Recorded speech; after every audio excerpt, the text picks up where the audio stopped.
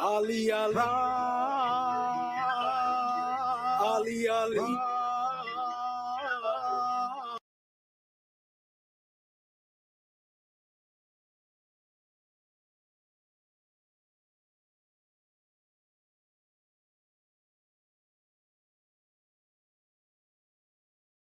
Ali, Ali, yeah.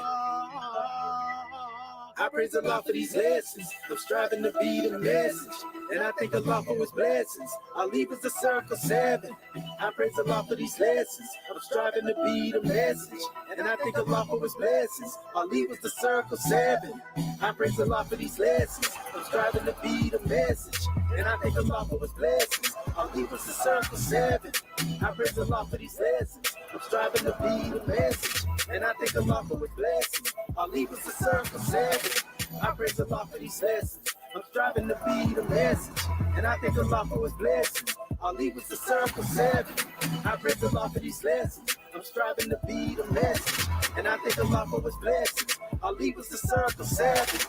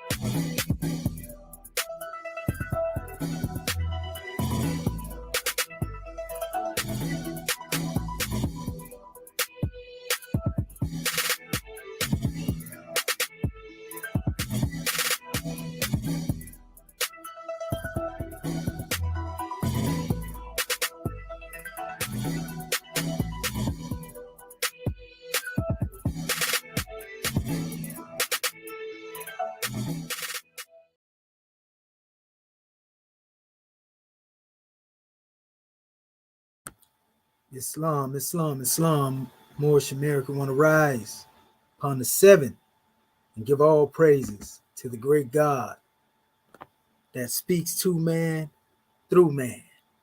And we give honors to our holy prophet Noble Drew Ali, El Hajj Sharif Abdul Ali, that is Egyptian adept master of this new era and time. You know, want to welcome you again to another late night library session. You know, and this gonna be a powerful draw. I know some of our family already know what it is that we getting ready to embark upon in this special mission of ours here. This is gonna be a powerful measure, so we want our family to share this, you know, as much as possible, so that the people can see the information that we have to bring forth. And as you can see, our title is a grand title. You know, the Homo Erectus, you know, Atlanthropus Mauritanicus. You know, in other words, we're going to be dealing with this special drawing, and we're going to talk about Atlantis, Lemuria, and the God gene, a.k.a. the ghost DNA. You know, I want to give honors to our brother Noble Brian for showing up, and our brother Yakub Hamid Gamble Bay. You know, we got some grand measures to bring forth to your family. We've been working on this a few days. We actually had it ready the first day, but we wanted to make sure that we leave no strings attached. You know, we don't want nobody to be able to wiggle their way up out of this one. So we getting ready to bring some grand information to the manifest family. You know, and all I ask is that as I'm going through this, you know, you can source everything that I'm saying as I go through it. And if you have any question, you just post it in the chat and we'll go a little further. You know, we want to engage with you and you engage with us. And also, you know, we'll drop our link, you know, there as well. You know, Islam family. So honors to you. We're going to get this demonstration, you know, fired up so we can take off in this apparatus, because we getting ready to go up through there, up through them ethers. So honors to your family. So without further ado and delay, I'm going to go ahead and get to the business, and we're going to try to make this demonstration move forward as smooth but as swiftly as possible. And I want to start up here actually. I want to share my screen first. And it's gonna be a grand drawing. What I'm gonna do, I'm gonna share the entire screen. That way, when I have to switch it up, my Moorish family can actually follow us with this. That way, I don't be speaking without having it up there. Okay. So we got a lot of stuff. A lot of ground we gonna cover, family, and we're gonna try to do it in, like I say, the most swift time as possible. But sometimes we end up going a little further up through there. And this is actually the PowerPoint that I put together for this drawing. And as you can see, this is dealing with what is referred to in science today. They call him the Homo erectus, and they speak of the Homo sapien and so forth and so on. We've heard these terms being used. This is actually a scientific term, that basically was used prior to them using the term Homo erectus. It was Atlanthropus Mauritanicus. You see? And a lot of my little slides be live. I like to do the PDF, but it take up a lot of room. So rather than do the slide and still have it in here, I end up doing it this way. So that's neither here nor there. But if you look at this special drawing, we're talking about the humanid. We ain't talking about no apes or none of that right there. We dealing strictly with human species. We're going to get into the apes now and let you know exactly where they come from. But at this particular point, when we are speaking of this time frame, we ain't dealing with this so-called apeism. And in the way that I'm demonstrating the ape, in this case, as it relates to human being, like people try to do it, we're going to see where that come from. And then people have a proper perspective on that, after we get done with this special measure. So you can see the different markers, dealing with the Atlanthropus Mauritanicus, which actually started up in this particular region, which is, where you will find your modern day, Morocco and your Mauritanian area. We're going to get into all of that in a minute. But, this particular, as a matter of fact, if we go into dealing with the oldest, hominid that they found recently, a Homo sapien, our most common ancestor in this new era in time, they go back to the Jabir Uhu, which was found in the same area. But I'm going before the time. I'm going to mention the Jabir Uhu, but I'm going back before the Jabir Uhu, and before they used the term Homo erectus, they used the term Homo Mauritanicus or Atlanthropus Mauritanicus. You see? And so you ask yourself, why don't they use this anymore? And the connection between these names, Atlanthropus Mauritanicus, actually is Atlantis and Mauritania.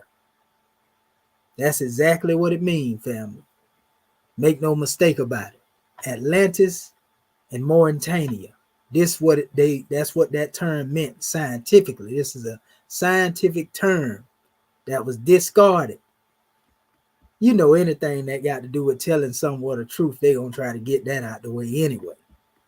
Same thing like when we deal with the term ghost gene and God gene. The European got something for everything. They got an argument for everything now when they try to push their narrative. Let me see what my activity looking like. I'll be checking on our people periodically. Our family, Noble Brian said, through my research on the info you gave earlier, I ran into terms Atlantis and Ocean. There you go. There you go. You are already on it, brother. That's right. Now watch this. Watch this. We finna give you some more keys. And that's going right up in there with you. Here's a map. This is a map that was actually the map that was presented in the works of Herodotus. This is 430 BC. You know how long that is before the current maps that we have? Go figure. So I'm going to blow this up a little bit so you can see something a little better here, right? Now, in the normal maps that we see, this right here would actually be your Arabian Peninsula. This would be India and all that over here. This would be, you know, your northern regions of, you know, your Caucasus and all that. As you can see, this would be the Nile Valley. Notice this is Meroe on this particular map during the time of Herodotus. They refer to the Germantes. The Germantes is actually another ancient name that referred to the inhabitants of North Africa. You see Amen and Sia, but this would be your Nile Valley civilization here. Notice that it flows all the way over here toward West Africa. And notice what West Africa is called on his map, right? Atlantis. So this is the area where you will find Mauritania. This is where you will find Morocco, Algeria, and all of that. In fact, Africa, you will find, was a small place that existed in this particular area up here until the continent was later referred to as Africa. So Ethiopians, you see this being mentioned on Herodotus' map, and you see he has the Atlantic Sea. That's something that's still on our map that hasn't changed. You know, they'll still use that term a little bit on certain maps, Arabian Gulf. You know, and so you see the pillars of Hercules is what they're referring to. It's the Iberian Peninsula right here. You know, hence in the same region where they use the term Ibero-Mauritian, which we'll get into in a minute. I'm just starting you from the oldest, and I'm trying to make it as chronological as possible. You know, this is one of the earlier maps. You see the name Atlantis is here. You see? Now, if we go back to what our brother is stating here, Noble Bryant, see what he said? He said it says Atlantides, right? You know, so there are many different ways of expressing this terminology. But let me go back. I'm going to go to the next map. I want to start with the maps first, and then we're going to get into the information. You know, and you have the idea where we at. Here's another map. You know, and this one is dealing with a Greek version too, as they would call it. You see it up here. This is said to be, I think, Delineta a.k.a. Bertio, as they call it. You see it's in a whole different language, but the shape is similar to the one that we seen, you know, by Herodotus. Now notice now the name, instead of being Ethiopia, they calling this Africa. But if you look closely, Africa is a little place up here. You see? This is Africa right here, look. Africa is a little section up here in this area, but they're using the term Africa to refer to the whole thing here. They got Libya, exterior. They have Mauritanicus. You see, America, so to speak. And then they have here Mauritania. See, that's Mauritania right there in the area that is referred to as Atlantis. See, same thing here, Atlantis. And this is Mauritania, right? Now, if you notice, same thing. They still have their Arabia, but they call it the Arabia Felix here. This would be your Nile Valley coming down here. As a fact of matter, you see Egyptus right here. I'm just showing you how times change, and this is what people get caught up at. Because based upon whatever map they've read or whatever piece of information that they're looking at, if they are not careful, they be getting like, oh no, it was this, it wasn't that, and it was no. These are different time periods where these places were being called different things. If you look right up here, you see what they say in Europa. This is where we talk about Europa. You know, and that's a whole nother measure. We know the Europeans, you know, come out of this special area here. You see? As they are now. Let's go to the next map. This is another map. Now notice on this map, it says ocean, like the brother was speaking of, Atlanticus, Mir. They use the word Mari and all that for the waters. But this word mir, as it deals with waters, can also be traced back to ancient Kemet. We already demonstrated that before. See, it's saying the Atlantis, and then it says Europa, Asia, and Libya, because at this particular time they was calling Africa Libya. You know, on this particular map, see, it has the Gramanti still here, the Getuli, Carthago, which is Carthage. You see, this is Alexandria, this is Egypt here again, and notice they use the term here Marusi. You see, this is another way on a different language, you know, which goes into Latin and Greek. And notice the word Mar is at the root. See, the West Ethiopian, they had that here on this particular map. So we see three names: Atlantis. We see where it's being referred to again up here as Mauritania, and now we see it being referred to as Marusi, right? Now, let's look at this demonstration from an aerial view real quick. And this is an expression of what we call the Hyperborean map, you know, which is also what some people like to refer to as an Edenic map. Because you see the Hyperborean referred to here, we see Atlantis is right here in this area, Atlantis Isla. You know, this is Asia here, and this is actually the area, you know, of what some people would call, you know, and it's very small as you can see it. This would be the region that we are referring to as the northern regions. You know, this is a flat earth type of map that they try to use right here. I don't get involved with that type of drawing there, but this is the center, the Hyperborean. This is another expression of it. And this actually says America on this particular map. It's just cropped out, Canada and all that right there. But notice it's referring to Atlantis as this particular place. This is called the Eden Meru. You see, Eden Meru.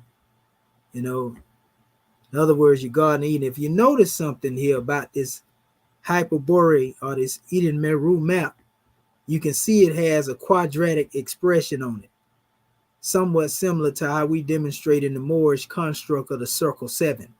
Like the 7 would be at the center, you'll see 4 quadrants surrounding it. You see?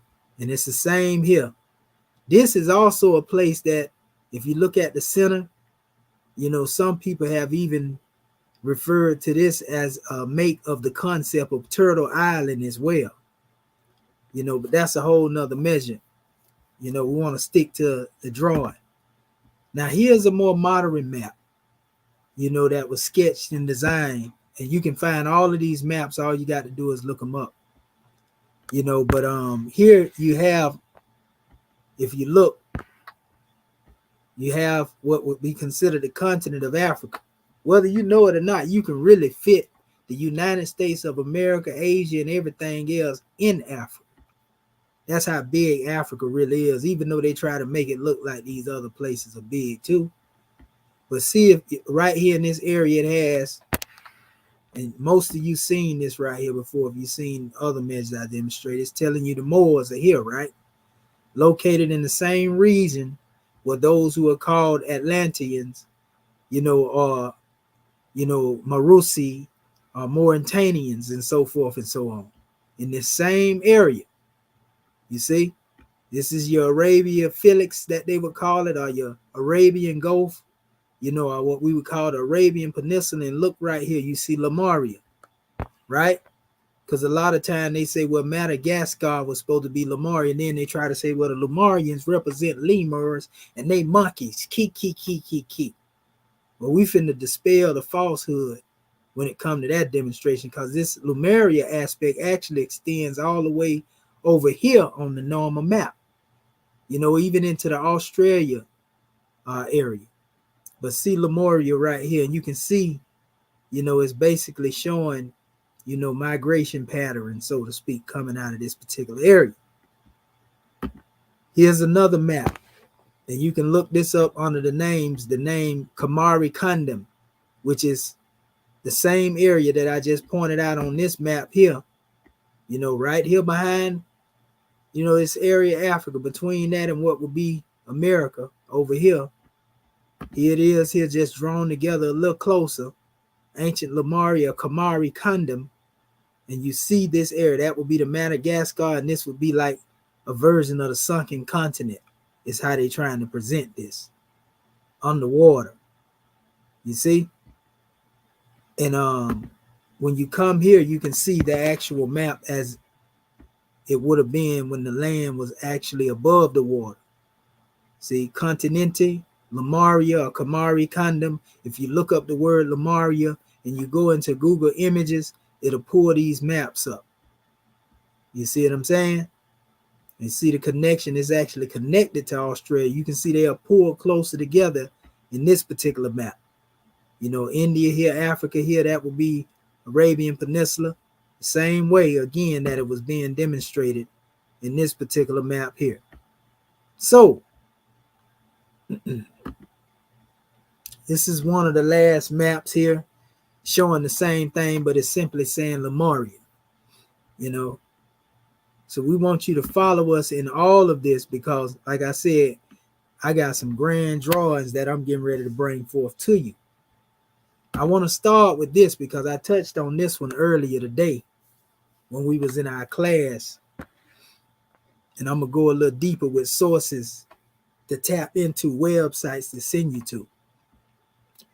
And this starts off by, and this is actually a bust of what they consider those who were on the manifest that were referred to, you know, being connected with ghost DNA. But it says ghost DNA of West Africa revealed. The Homo Mauritanicus, or Atlanthropus, the antecessor, that's the key. That word antecessor. You hear people talking about ancestors, you know, and progenitors and all types of, but this right here is talking about the antecessor, the common ancestor. I'm going to use that terminology. It says the Homo Mauritanicus Atlanthropus antecessor, in reference to the epithet means explorer, pioneer, or early settler. Since Castro et believed they were the first human to lead Africa. Homo ancestor is the extinct species of hominin that live in Spain, England, the Mediterranean, the inland Iberia, France, and during the early Pleistocene.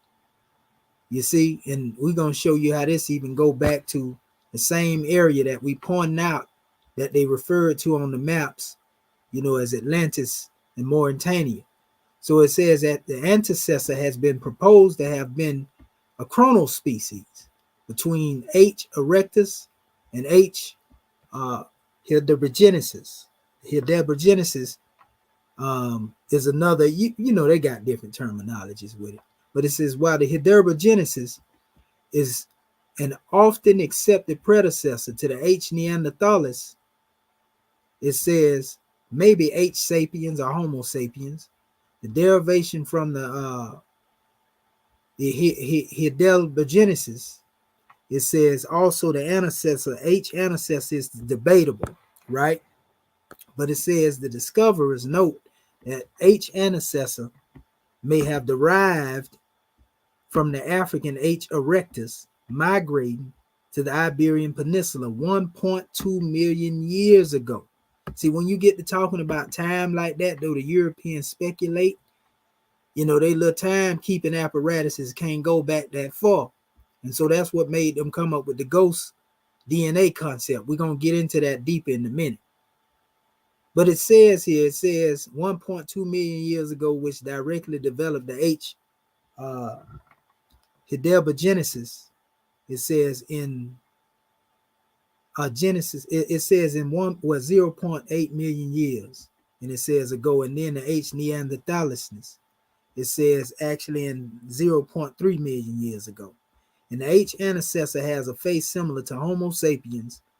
So Castro et al., the first posted it, it says was the common ancestor of apomorphic humans. It says this would be scrutinized later. It says Jean-Jacques Hubelin in 2001, It said thought the Grandalina and the contemporaries Tignev remains as a single population. It says due to 14 to 15 dental, well, 14, it says 15 dental traits, resurrecting the Homo Mauritanicus group.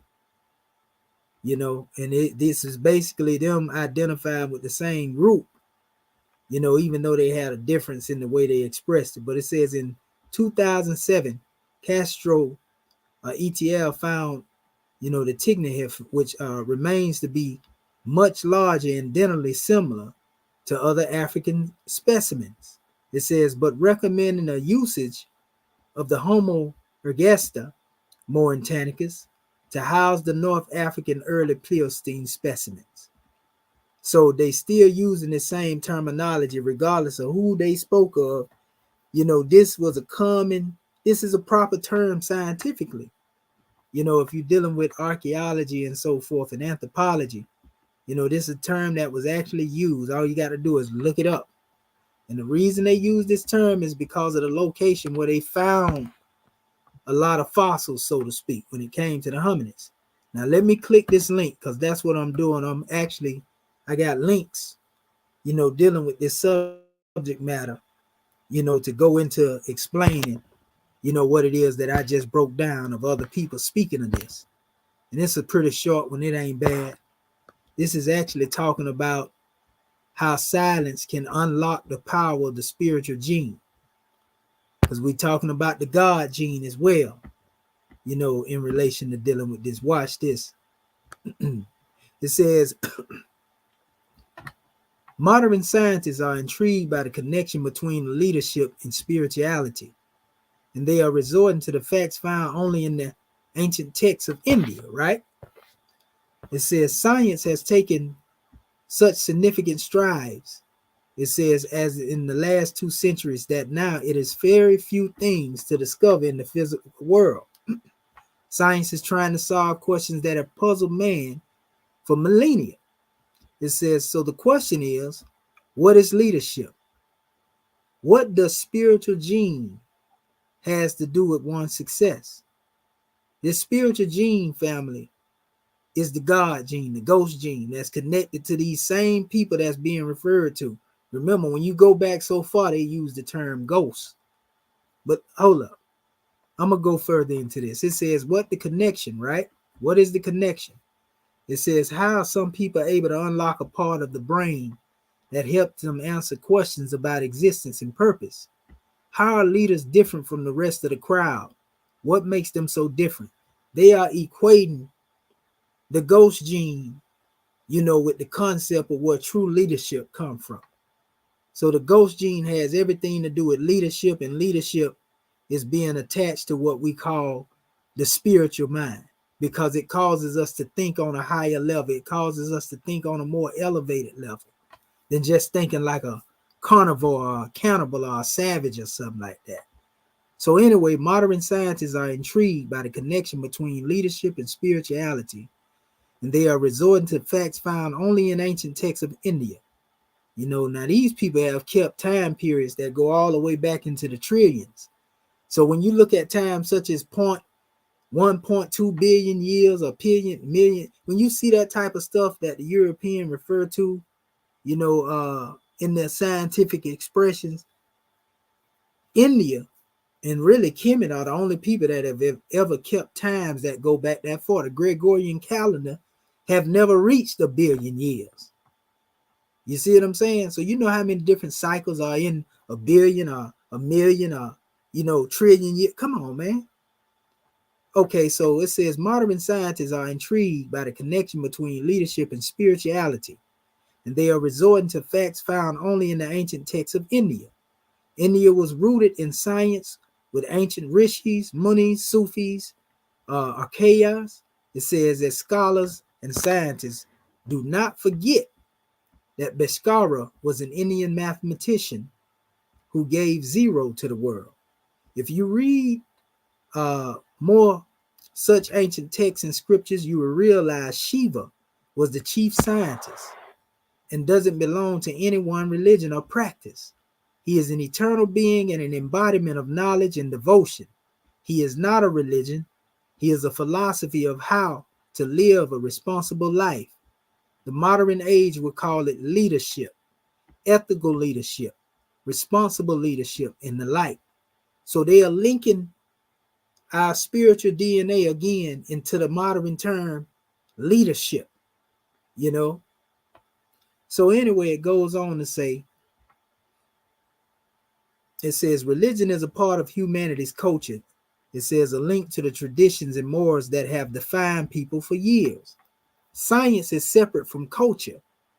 It is supposed to exist outside the biases and assumptions and mythologies we have always relied on and challenge us to see the universe through fresh eyes.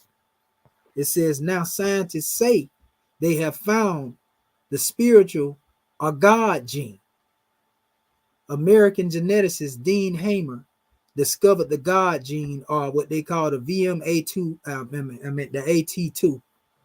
And it states, as it goes on, Trend, it says Hamer in his book, The God Gene, says, faith is hardwired into our genes. It reminds me of a statement right there where the prophet Prophet Noble Ali speak about how he, mended the broken wires and connected them to the higher power. That's a powerful statement. But it says the God genes says faith is hardwired into our genes, meaning we are born with an innate capacity for transcendence. Transcendence means going beyond. It isn't restricted to beyond the physical world that is commonly understood, but also going beyond your current capacity, your next level of leadership and progress as a human being. It says this spiritual gene has been further explored by the University of Columbus' Lisa Miller in her book, The Spiritual Child. Miller, who is the director of the varsity's clinical psychology program, says science now tells us that this spiritual faculty is inborn, fundamental to the human constitution, central in our physiology and psychology. Spirituality links brain, mind, and body. The pineal gland is also said to be the spiritual gland. It is located at the center of every person's brain. That ain't strange, because in the teaching that we demonstrate, we say the soul is in the brain. And it's some scientists that say the same thing. It says this gland secretes a hormone called DMT, or what they call the methyl triptamine, actually tritapamine, tamin, or whatever.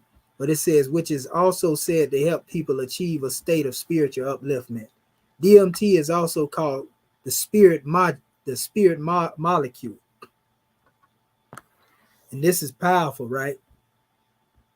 It says, now the question is, how does one unlock this power of DMT? You see the DMT molecule and VMAR T2 gene. The answer is silence. Shedding down your 5 senses for 20 minutes a day, and beginning with 5 minutes, take it up to 10, and then gradually unlocking the power to transcend and to go beyond. So in other words, they are speaking of a gene within you, which refers to itself as the God gene or the spirit molecule. And this is tapped into by mere meditation. We ain't talking about dealing with really religiosity and, somebody making you get the Holy Ghost. That's not what we're talking about here. We're talking about sheer meditation. And as they state here, it says you don't have to recall God necessarily. The choice is yours, as it is usually rejected by the younger generation because they think it's some kind of religious practice. Meditation is what they're referring to. Nowadays, there are so many podcasts online, meditation music available. It says insert your headphones and just go into isolation for some time. And I'm going to tell you, family, I started becoming more conscious when I went into self-mastery, when I went into seclusion.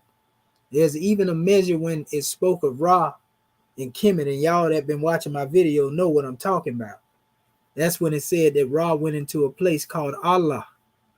You know, when he seen that human beings were being rebellious and hard-headed and stiff-necked, he migrated into a place of silence. This is the story that it tells in some of the traditions of Kemet. You know, so this is the same methodology we should take. This is why we speak of, you know, Allah as not as some supreme being or spook outside us, but we're talking about a place of existence within us. That's why when we ask the question, where's the nearest place you can meet him? In the heart. It ain't talking about the blood pumping organ. This is speaking of your seat of consciousness. So the way we teach the concept of Allah is totally different than the way the Arabs teach the concept of Allah. We teach Allah in man. You see? And that ain't got nothing to do with no spookism. You know, it ain't got nothing to do with you worshiping no God outside of yourself, because it has to do with bearing witness to the God that is within yourself. So don't get it twisted when you hear me say Allah. So it says this simply means that the spiritual practice of silence, which was further adopted by all religions, is a way to develop the gray matter in our brain, create new neuron connections. It says when that happens, your left and right brain connects more, works in harmony, and you gain control over that part of the brain which is dedicated to impulse control and emotional reaction. That's that left brain thought pattern. So when you're able to bring about a balance in the hemispheres of your thinking, you know, when you go into what we call, you know, didactic art or artistic expression, as these things in Kemet relate to you on a physiological level, you know, you bring about what we call a meiotic balance in your thinking, truth and right in your thinking. You're no longer dealing with that Setian behavior, because now Heru and Set has tied that knot, and now what we call the Samai Tawi is being demonstrated. So even the lower self, or that evil that they call Set, is necessary in order for us to exercise our consciousness and become masterminds. I'm saying all of this, and we going right back into dealing with, you know, what we were speaking on earlier, but this is giving you a little layout so far dealing with this God gene. It said it is not surprising how the West has adopted this science. They have research papers and MRI scans exhibiting the changes your brain undergoes post consistently practicing 20 minutes of silence over 3 months. All of this happens because the gene, which I also name as the God peace gene, is now fully thriving and waiting for its true expression. So in other words, there has been scientific, you know, discovery in what's going on with the brain when people demonstrate meditation. They even did what go on in the brain, you know, when people are praying, and also how most people that end up dying, you know, they did a research that these are people that didn't have people praying, but most of the people that were being prayed for, you know, it's scientific research, a lot of them actually survived. So make that make sense. So it says all of this happens again because the gene, which I also named the God and peace gene, is now fully thriving and waiting for its true expression. Unlocking the power of the spiritual gene helps us speed up our memory and learning abilities, enhance our intuition, wisdom, and creativity, which triggers leadership capacity. The spiritual gene, which is imperative in self-actualization, thus develops a human being's full potential. People with high spiritual gene connection are more creative, innovative, problem solvers, and leaders. Author is a Harvard alumnus author, speaking and philanthropist. So this is a person that is a Harvard alumni, you know, that's demonstrating this right here and speaking on the concept of science, family. Now, what this article actually is touching on that relates to what we're talking about would be different phases of the human evolution as it deals with consciousness. In other words, we are seeing that leadership capacity is being attached to what is called a God gene, i.e. spirit molecule. And this is where man begins to grow, as a result of tapping into that higher frequency. There's even a measure, I demonstrated this in our last draw when I was talking about the atom, on how the great God, or how Allah say he was the man that taught man the speech and intelligence. You see what I'm saying? It was he, who basically taught him with the pen that in which he knew not. We also see the same expression in our Moorish Holy Quran. Now, there are some demonstrations to go along with this here. Let me check my panel. Okay, we see our family here. I'm going to keep checking in too. Honors to your brother Charles Warrell. I want to engage our brother. Say I also ran into a map called Atlantis 1694. It had the words Asic Mage on it. Yep. Don't know if it's connection to the map, but was interesting. Elijah Muhammad spoke of Asia Minor and not Major. Yeah, I got maps also that relate to a lot of that same information too. As well, good brother. Yes, sir. I'm gonna show you something that we just read. Now, this what I'm finna read is completely, as far as the literature is concerned and the approaches are concerned, is completely different from each other.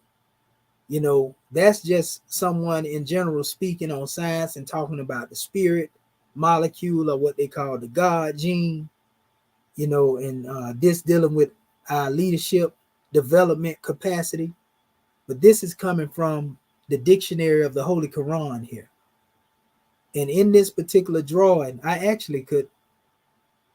could pull this up on let me see if I can find it. I got a copy actually already in my archives, but I don't want, let me see. I may be able to just do it like this here. Let's see.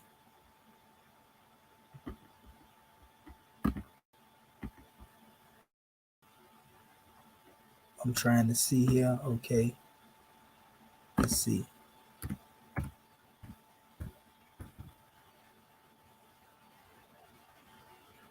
Maybe it's right here. Hopefully that's it. Hopefully it let me tap into it.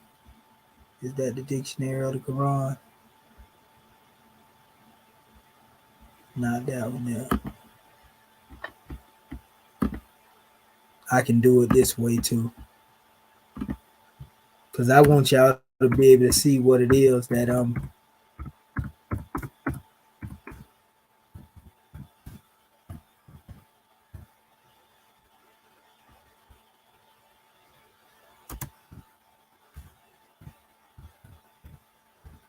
want y'all to be able to see the source material. I think this may be it right here, if I ain't mistaken. Yeah, I think that's it right there. Yeah, that's it. So what I'm gonna do, instead of reading it out of the book, I want y'all to be able to see it with me, so we can go into this demonstration together. And I want you to see what it says and how it relates to what we just read in that article, about man. Just give me 1 second here. I got to get to the letter. I'm going too far. What I'm going to do, I'm going to open it up a little wider, and then I can actually see it got like 1,000 pages in here. So I just do it like this here, because every time I hit it, I'm going to try to see if I can turn a few of the pages at one time without turning too many. Just move it over a little bit. And let's see here. And if you don't have this dictionary, family, those of you who like language, you got to get this. Is one of the best dictionaries written. Same person authored this. They authored also the commentaries, and the exegesis of the Quran that I be reading from. So let me see which page this is. Okay, I'm a little further ahead on this, so let me go back. This is actually on page 16 where we started. And I want you to see what's being said here. This is in the Quranic dictionary about the name Adam. And it's very important, because this is relative to what we're talking about. We're not taking you into the religious aspect of things. We're just showing you definitions that are being given, because they actually give some historical information here. But anyway, it was talking about man here, and it used the term Adama, right? And it says Adama means to reconcile, to be brown. Adam means human skin. Human being, man, person, intelligent person, brown man, brave man, human race, mankind, civilized person, a chief, honest person, a kind, polite person, a person who is created from different substances, a person in possession of different powers, one who enjoys the comforts of life, one who is by nature social and hard, one who has heirs. So these are all definitions that are given for the word Adam. And whoever chose to translate the Quran has the choice to choose between all of these definitions in their translation. So if they choose the word human or the word person or intelligent person, and whatever they choose, that's what they chose to translate the book. That's why I tell people don't get caught up in translation, because it's the translator choosing what word they want to use. But it is good to know how extensive these words are being used, like intelligent person. That's very important to consider, with where we going. A person created from different substances, a person in possession of different powers. These are different drawers. Now watch this. It says Adam, who lived about 6,000 years ago, is generally taken to be the proper name for the first human being. But the Holy Quran does not affirm that he was the first man, or that there was no creation before him, right? So in other words, it's telling you here that ain't nowhere in the Quran that it say that the Adam that they talk about 6,000 years ago was the first man. So it don't go with the Bible on that. You see what I'm saying? It says also it don't affirm that he was the first man or there was no creation before him. So the Quran doesn't say that there was no creation before the Adam who lived 6,000 years ago. So it says the word Khalifa that's used for the word Adam in the Holy Quran, Surah 2 Ayat 30, is reference to the fact that he was a remnant, right? Or a successor of an old race, and was selected to bring into being a new moral revolution. Now let's think about that God gene, that spirit molecule that is within the human being that we was referring to, where it's given one the capacity or the ability to begin to grow and unfold in leadership. As time goes on, one gets greater in their ability to lead. So after we deal with various different cycles and years, of passing by, so to speak, this has to do with the evolutionary pattern of one's thought pattern being able to grow and unfold. And this is why we are still advancing now, because of the same thing. See, that's the real concept of what they like to try to call an evolution. But in all actuality, we're talking about it from an intelligent design thought pattern. That's dealing with that spirit molecule or the God gene, that capacity to become a leader, to become greater than you was yesterday, today. You see what I'm saying? So anyway, it's talking about the Khalifa who came after, you see, and he was selected to bring into being a new moral revolution. In order to bring in a new moral revolution, one had to have morals to live by. One had to have a thought pattern that was more evolved than it was in the time when people didn't have no morals. So it says the Khalifa is also used for one who comes after and stands in the place of someone who precedes him. But the only one that was preceding the first man was God himself. You see? So when you come as a Khalifa, and you stand in the place of God, that's a whole nother measure. It says, Ibn Abbas says there were races known as the Jinn.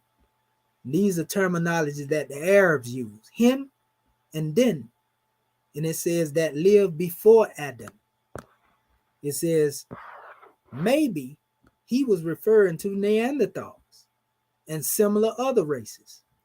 Great Muslim scholars were of the view that there were hundreds of thousands of Adams before this Adam, whose reference is made in the Holy Quran. It says, "Mighty the world has passed through different cycles of creation and civilizations.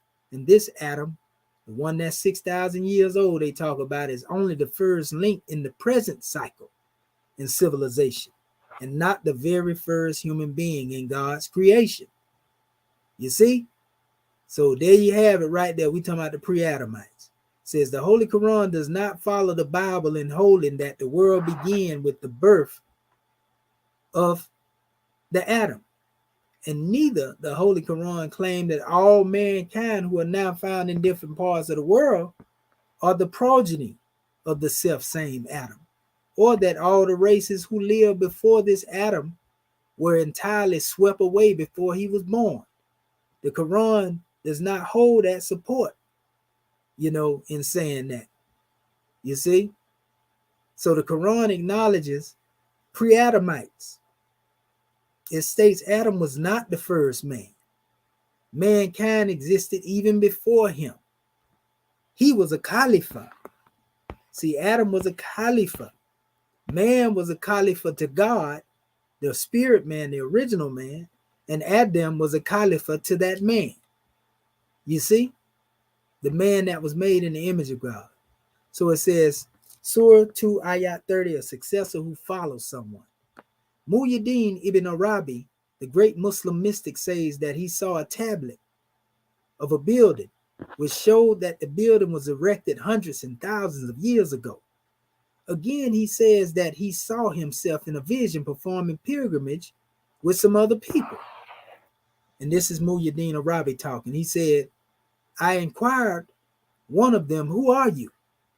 And he said, of your old ancestors. How long is it since they died? I asked him. And the man replied, more than 40,000 years. But this period is much more than that which separates us from Adam, said I. And the man replied, of which Adam are you speaking? About that Adam which is nearest to you, or of some other?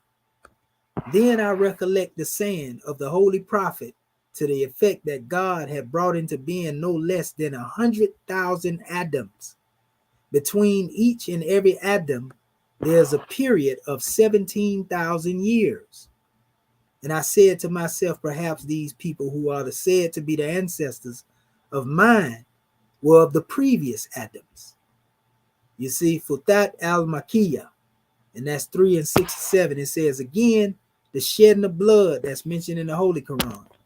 When the angels asked that question, when Allah was saying he was getting ready to create a man, and once he created him, he told him to bow down. And they say, well, will you create one that will make mischief in the earth and shed blood? And Allah told him, he said, I know what you know not. You see what I'm saying? So anyway, I'm trying to go into this area here to the next page. Look like it's skipping pages there. Oh, there it is right there. So it goes on here. It says, shedding blood as referred to in Surah 2 Ayat 30 could not be the work of one person. The reference is the shedding blood of man by man. In order for angels to be able to say this to the creator, that means they had to see some blood being shed before this man was being brought on the manifest that he was created. You see what I'm saying? Because they wouldn't have knew about bloodshed to ask God that question, unless they seen some bloodshed prior to him creating that man. So it says in Surah 7, Ayat 10 and 11, addressing the people, God says, we have indeed established you in the earth, giving you power therein, and provided for you therein means of substance. How little thanks you give. We did determine you, and then we gave you shape, and then said to the angels, make submission to the children of Adam. And they all submitted, but Iblis, and I want y'all to remember that name, Iblis, because we got a bone to pick with Iblis.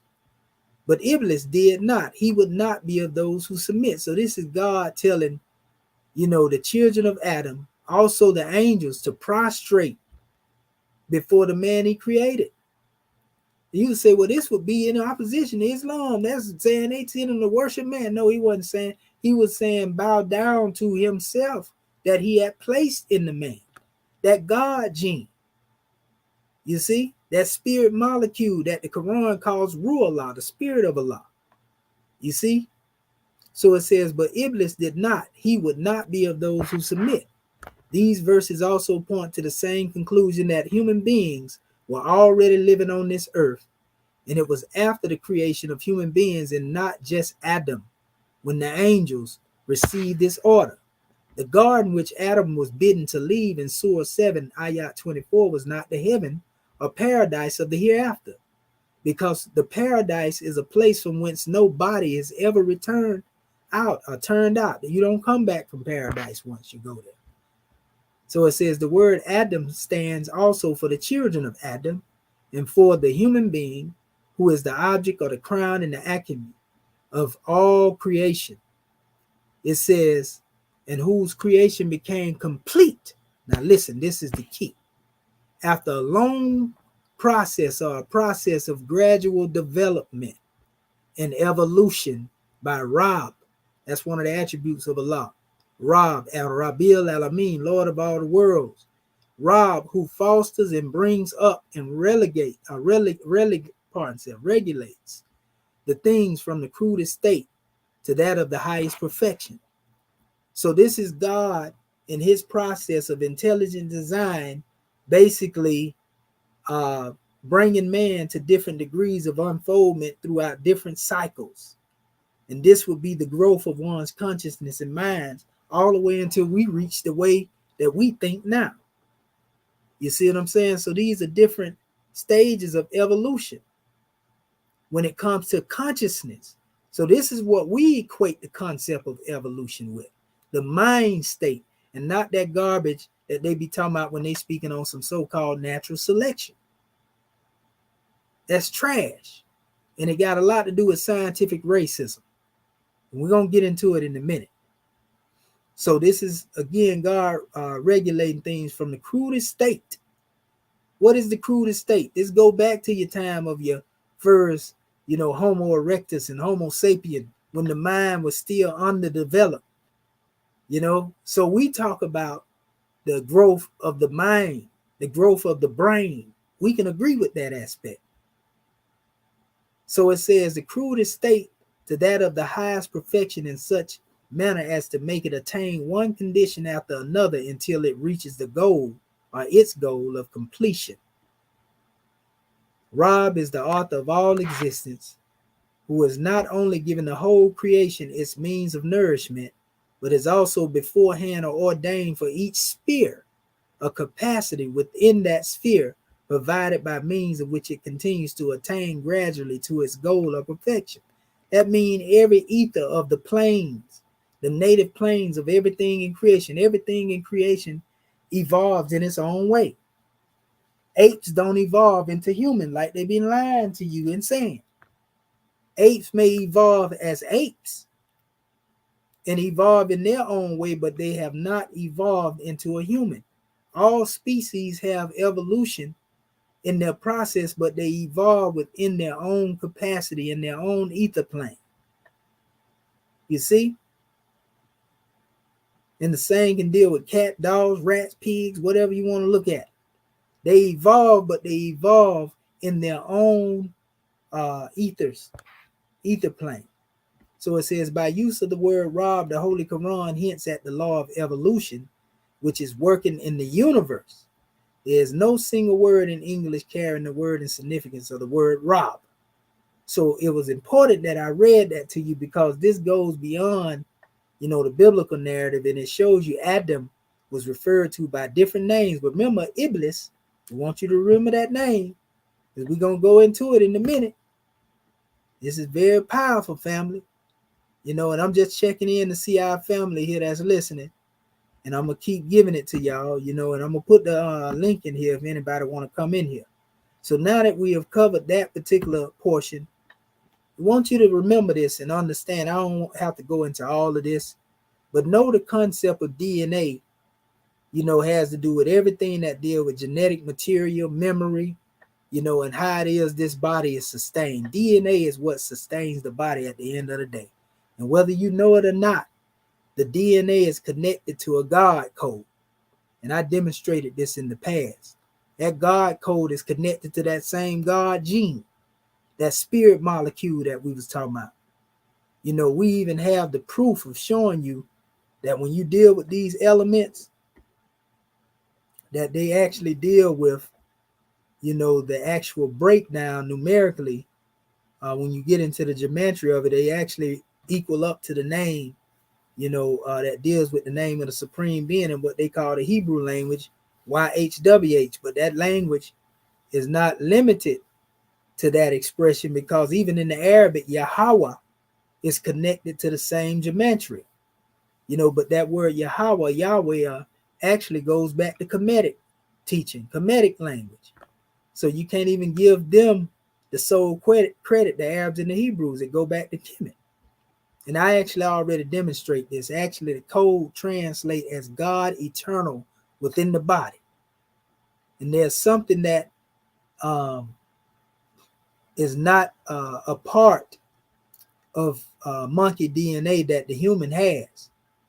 You see, in fact, the monkey DNA is mostly dealing with, you know, one particular side of the spectrum of the DNA.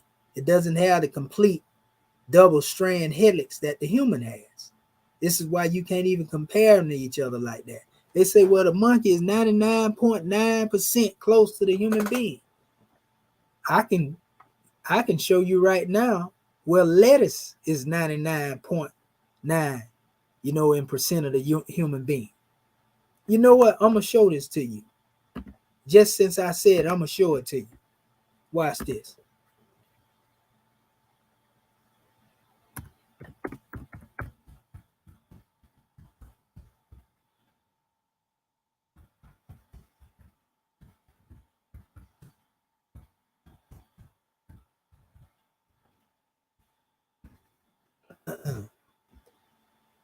Look at this. Is the human being related to lettuce? More startling is an even newer discovery. We share 99% of our DNA with lettuce. This could have startling philosophical, scientific, and medical implications. Well, does it mean that we actually are spawned from lettuce? You know, does it mean our genetic makeup, are they going to start saying that we evolved from lettuce? Or does this mean that lettuce can actually be something that is useful, since we share 99% of our DNA with it, is actually useful, you know, in dealing with some type of healing at the mitochondrial level? We already know that green and veggies is the way to go if you want to heal the body, you know.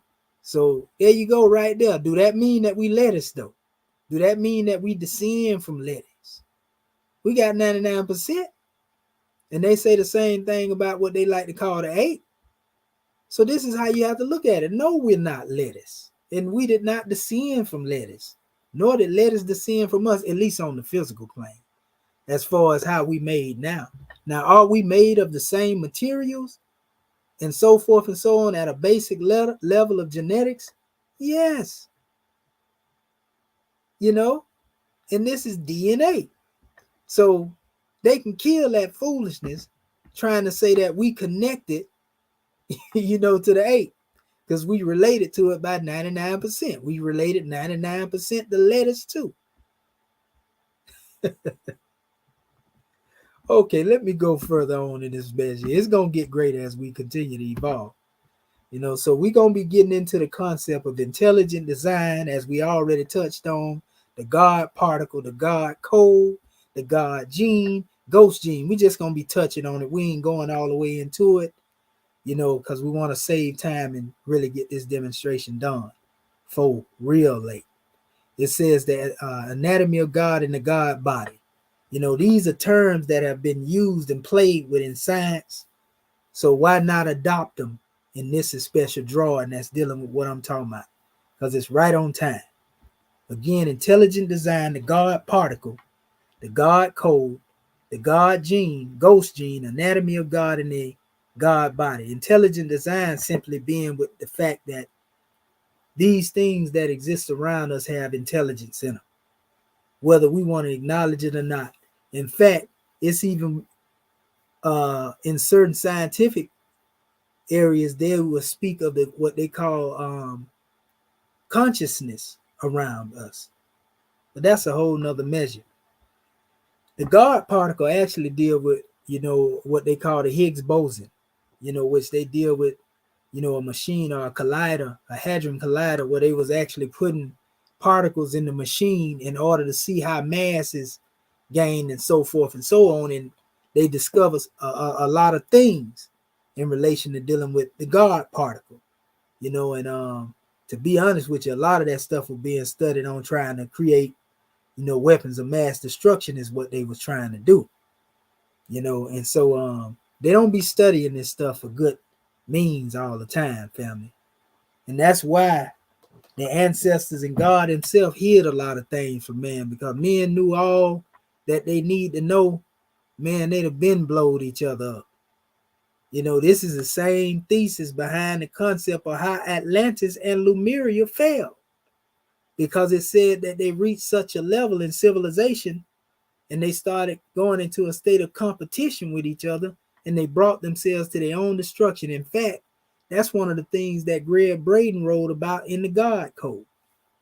And he's constantly asking the question in that book, is we going to reach a level, in all this great unfoldment in science, to where we end up destroying ourselves like the legends have it of Atlantis and Lemuria?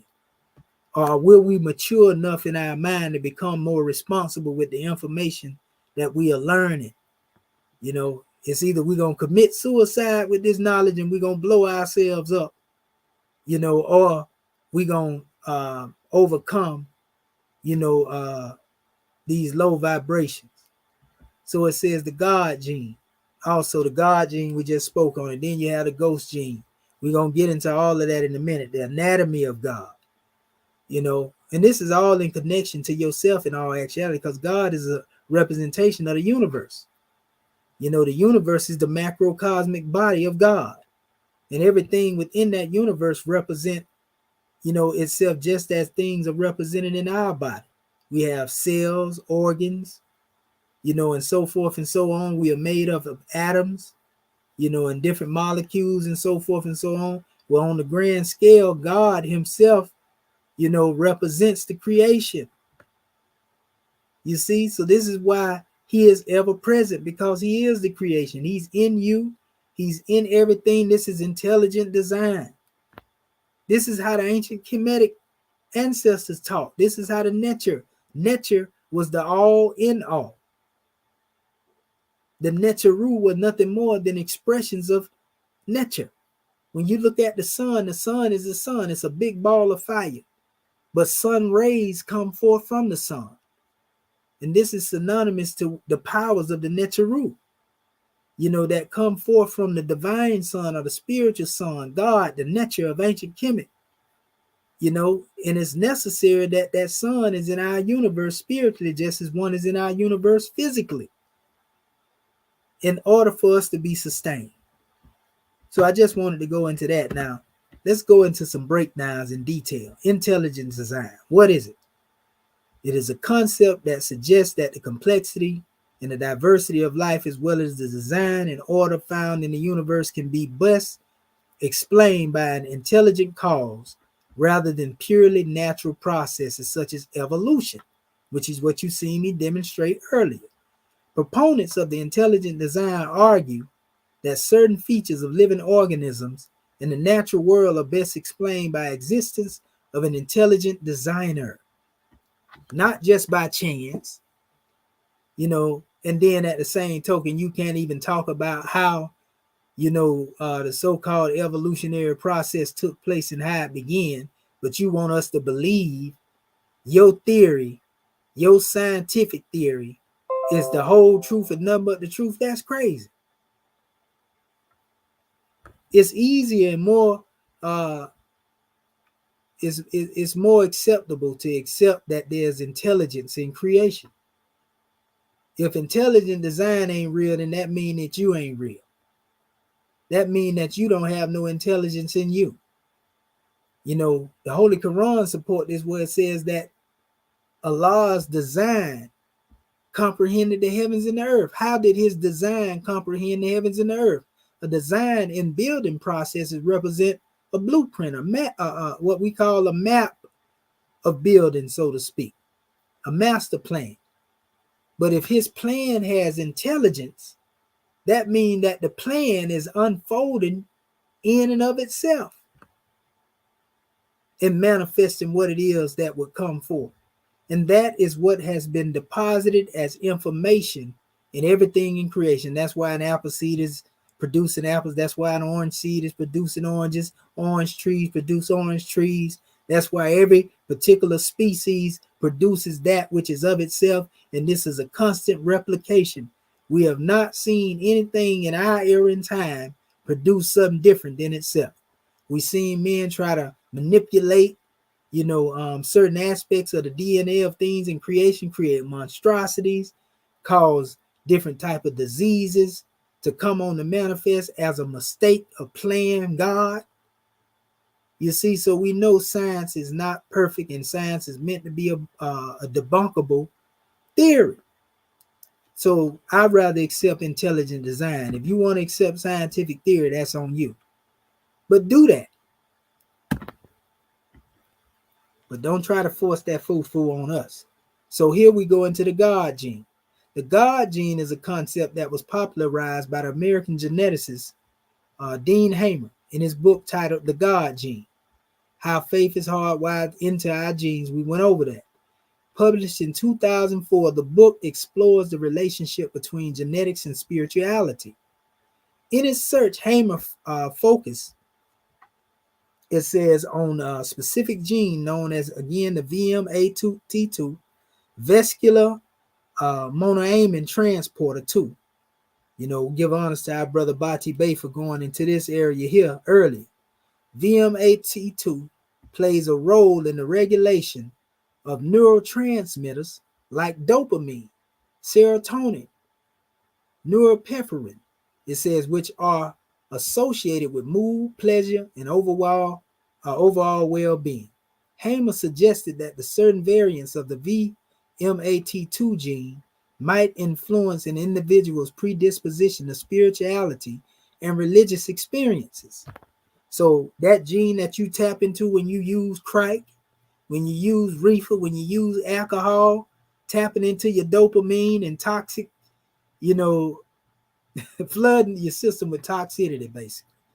In all actuality, those centers are really meant for you to be able to utilize to reach your highest wave of intelligence. And you don't need stimulants to do this.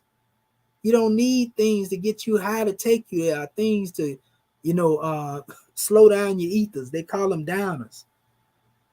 This is already in you. All you have to do is meditate and tap into these things.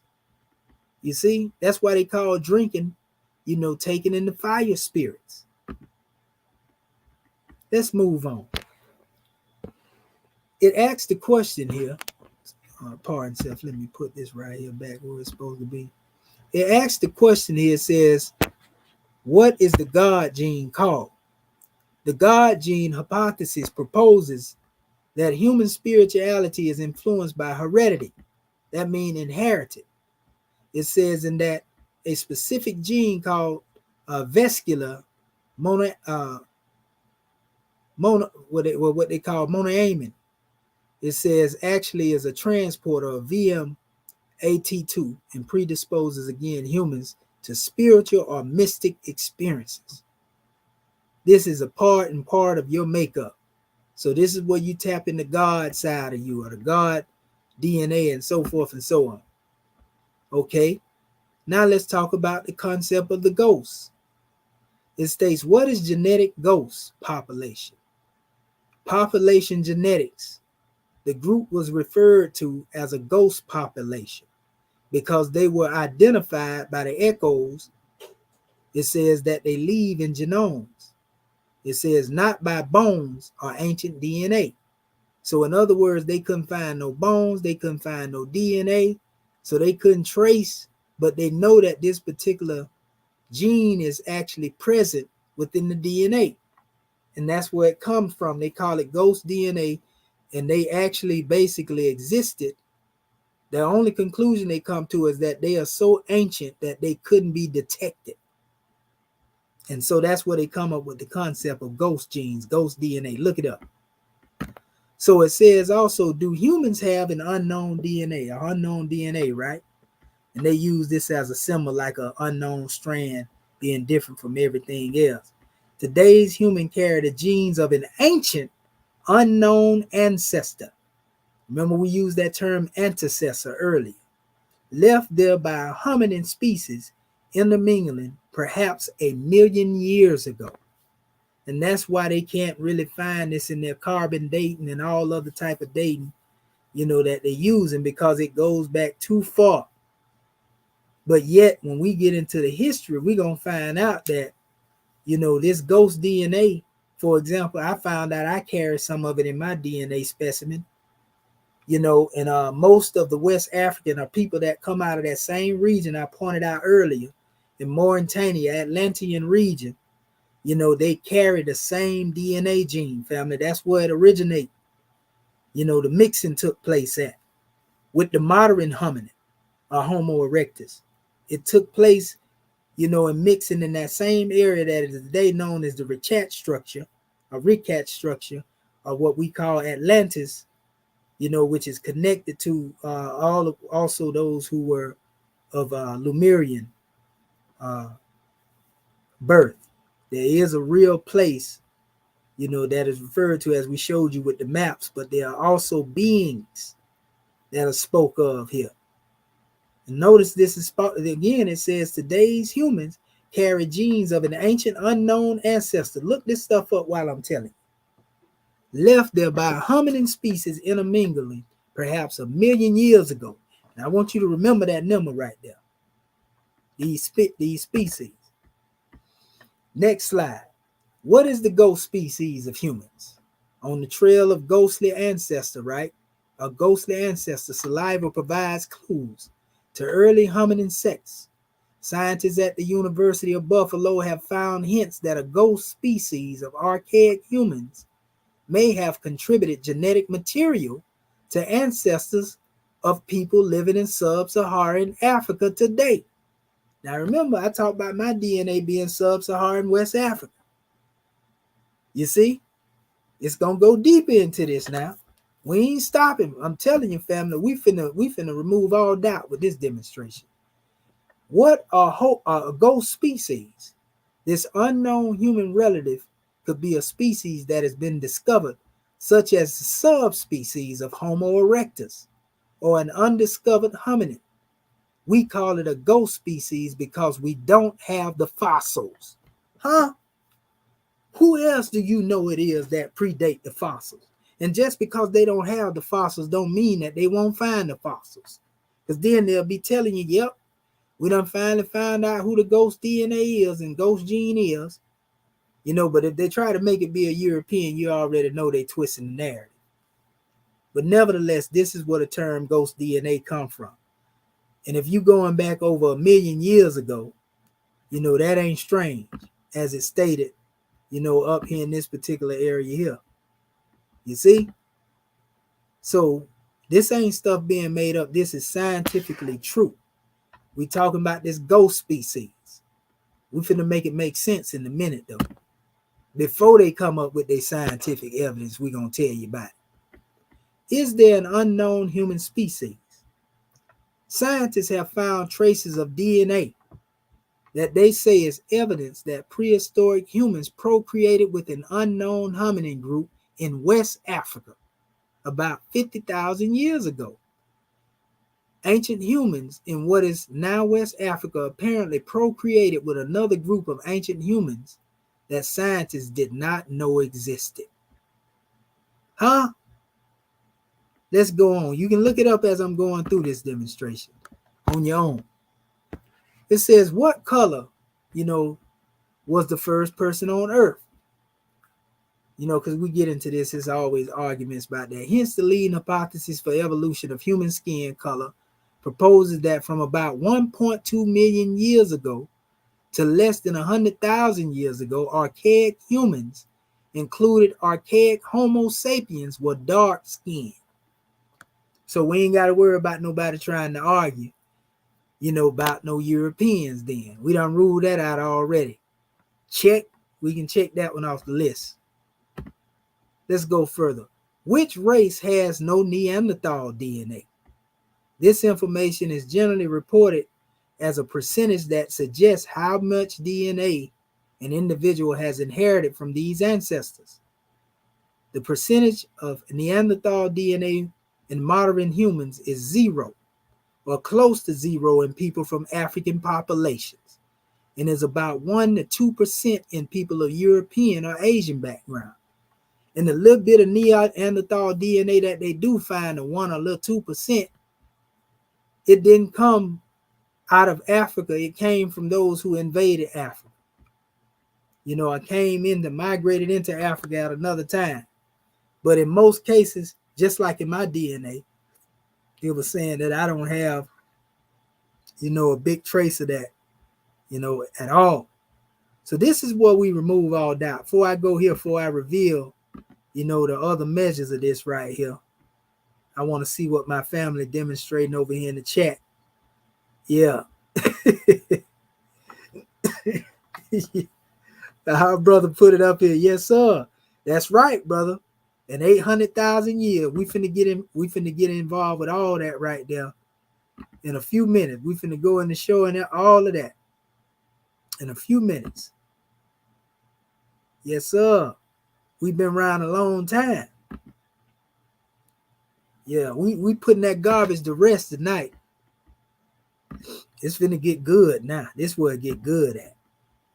So now that I laid that premise, we're going to take you to actual definitions. You can find these definitions if you type in the word Lemuria, in Google Books, because Google Book have books that are out of print from the 1800s, 1600s, 1700s. So that's where I got these sources from. And there's a couple of them I have, but I just put the main ones here so I wouldn't put a whole bunch of slides up here and it take too long. So the word lemur, after all that knowledge I just gave about the ghost DNA, the God DNA, it's going to all make sense when I get these definitions. And these are definitions from the 1800s that have nothing to do per se with the scientific expression, but you're going to see what's being said here of how it is relative. It says the word lemur actually means ghost, while the Roman translation Lemuria refers to, again, ancestral spirit. We exposed this today early. So ancestral spirit, ghost DNA, God gene. Now you see where we go on with it, right? It was thought that on the set date each year, ancestral spirits rose from their resting places to attend the festival of Lemuria. So this is a cyclic festival, a festival of the ghost world, the spirit world. The term Lemuria literally means ghost world. According to a legend, beautiful continent, it says known as Lemuria Mu once thrived in a similar time frame to Atlantis. So this is not spirits that are having the ghost festival, but Lemurians celebrating the ghost festival, in relation to dealing with the ancestral Lemurian spirit. Those who have died and went to the plane of souls, so to speak, ancestor spirits. The ascended master, some people like to call it. The exalted chiefs on high, the Quran call it. The 24 elders they talk about in the Bible. I mean, we can go on and on. The 12 gods in ancient Kemet, sitting above the world, judging the world. The Neteru. Here's another definition. This is Lumaris, a general name again for departed souls of men. According to the religious belief of Romans, the soul was converted after death in the spirit, either the beneficent or malign, as the actions of the individual had been good or bad during his lifetime. The good spirit then became the protecting angel and was properly termed Lar, and the evil one, a spectre, a hobgoblin, properly designated as larva. And larva feeds on, dead flesh in most cases. That's all a maggot is, same thing. So these are parasites. The evil spirits represent parasites most time when people get possessed, right?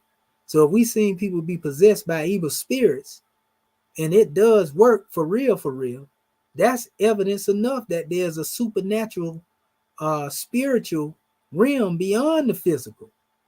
And that actually solidifies the existence of God by the presence of the evil that ones has seen manifest.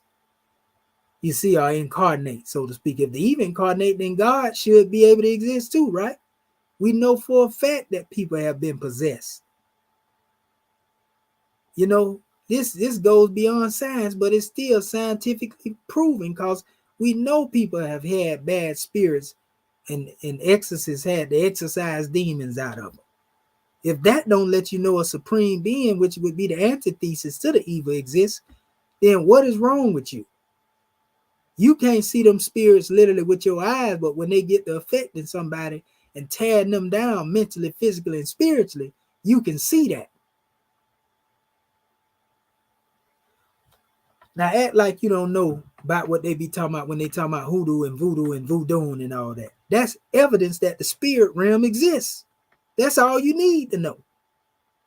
Anyway, it says, but also it says some passages plainly imply the term Lemurians mean departed spirits, generally and without reference to any particular disposition, and yet a number of others lead to the conclusion that in the popular belief, in the language of common people, they were confounded with the larva, meaning that they took more attention in the paying attention to the larva, the evil, and so they began to look at any spirit, that exists beyond the physical as evil, when in all actuality, the good spirit was called Lemuria, departed spirits. Let's go to the next slide. Here's another definition. This is also coming from the same sources dealing with Google Books. Just look them up and you'll find them. There's so many books, they are there though. And that actually came out of dictionary too, 1809 Dictionary of the Roman and Greek Antiquity. That's the name of that particular measure. So, where is it? I just went past it. Yeah, this one here, Lemuria. Latin sepulchre means spirits or ghosts and departed specters. But they had people thinking that these was monkeys off the island of Madagascar. You have never heard nobody talk about this, and this is what they say. Oh, that Lemuria was a myth, because them was monkeys. That's Madagascar, ki, ha, ha, ha, ha. But they ain't never seen these definition of the word Lemuria. But this go deeper. Watch when I go into the deepest aspects of this. So it says spirits or ghosts of the departed specters. The principle of activity in inanimate and animate objects was for Theophrastus something personal and spiritual. Archaeus Ostrum Spiritus. It says an emanation from the deity, and each element had, as we have seen, its own active and living agent. Thus in the air he found the Lemuries, spirits in air of silver. In other words, now this is being connected to what we call spirit, or also holy breath, because we know that mean the same thing. It says in the earth, gnomes and pygmies, in water, nymphs or water spirits, and in the fire, the salamander. In physiology, Theophrastus recognizes as the proper active and life-giving agent in man, and also his Archaeus, whose home is in the stomach, who separates the material useful for nutrition, the essence, from the useless, the poison, and becomes thus the alchemist of the body. So this is saying when one has a pure, body, it's a result of one being good in their spirit. Good in essence, good in their overall nature. In other words, you can heal your body by becoming good in the way you think, removing any negativity out of you, and thinking on the level like a god, moving from a level from a nigga to a god. Once you can get in that special state of mind, you can heal your body, family. You can take all the herbs and the sea moss, eat all that you want, but if your mind state is still that of dirty, still that of filth, still that of hatred, and you ain't corrected your thought pattern, that's why it won't work for you. You got to become holistically healed. And our ancestors taught this in ancient Kemet. They taught that if you was physically ill, in most cases, you was spiritually ill. You was ill in your psyche. You was under possession of the larvae, so to speak, or a dark spirit. This is what they taught. Disease is actually referred to in ancient time as an evil spirit, family. That's what disease is. Dis-ease. It's a spirit.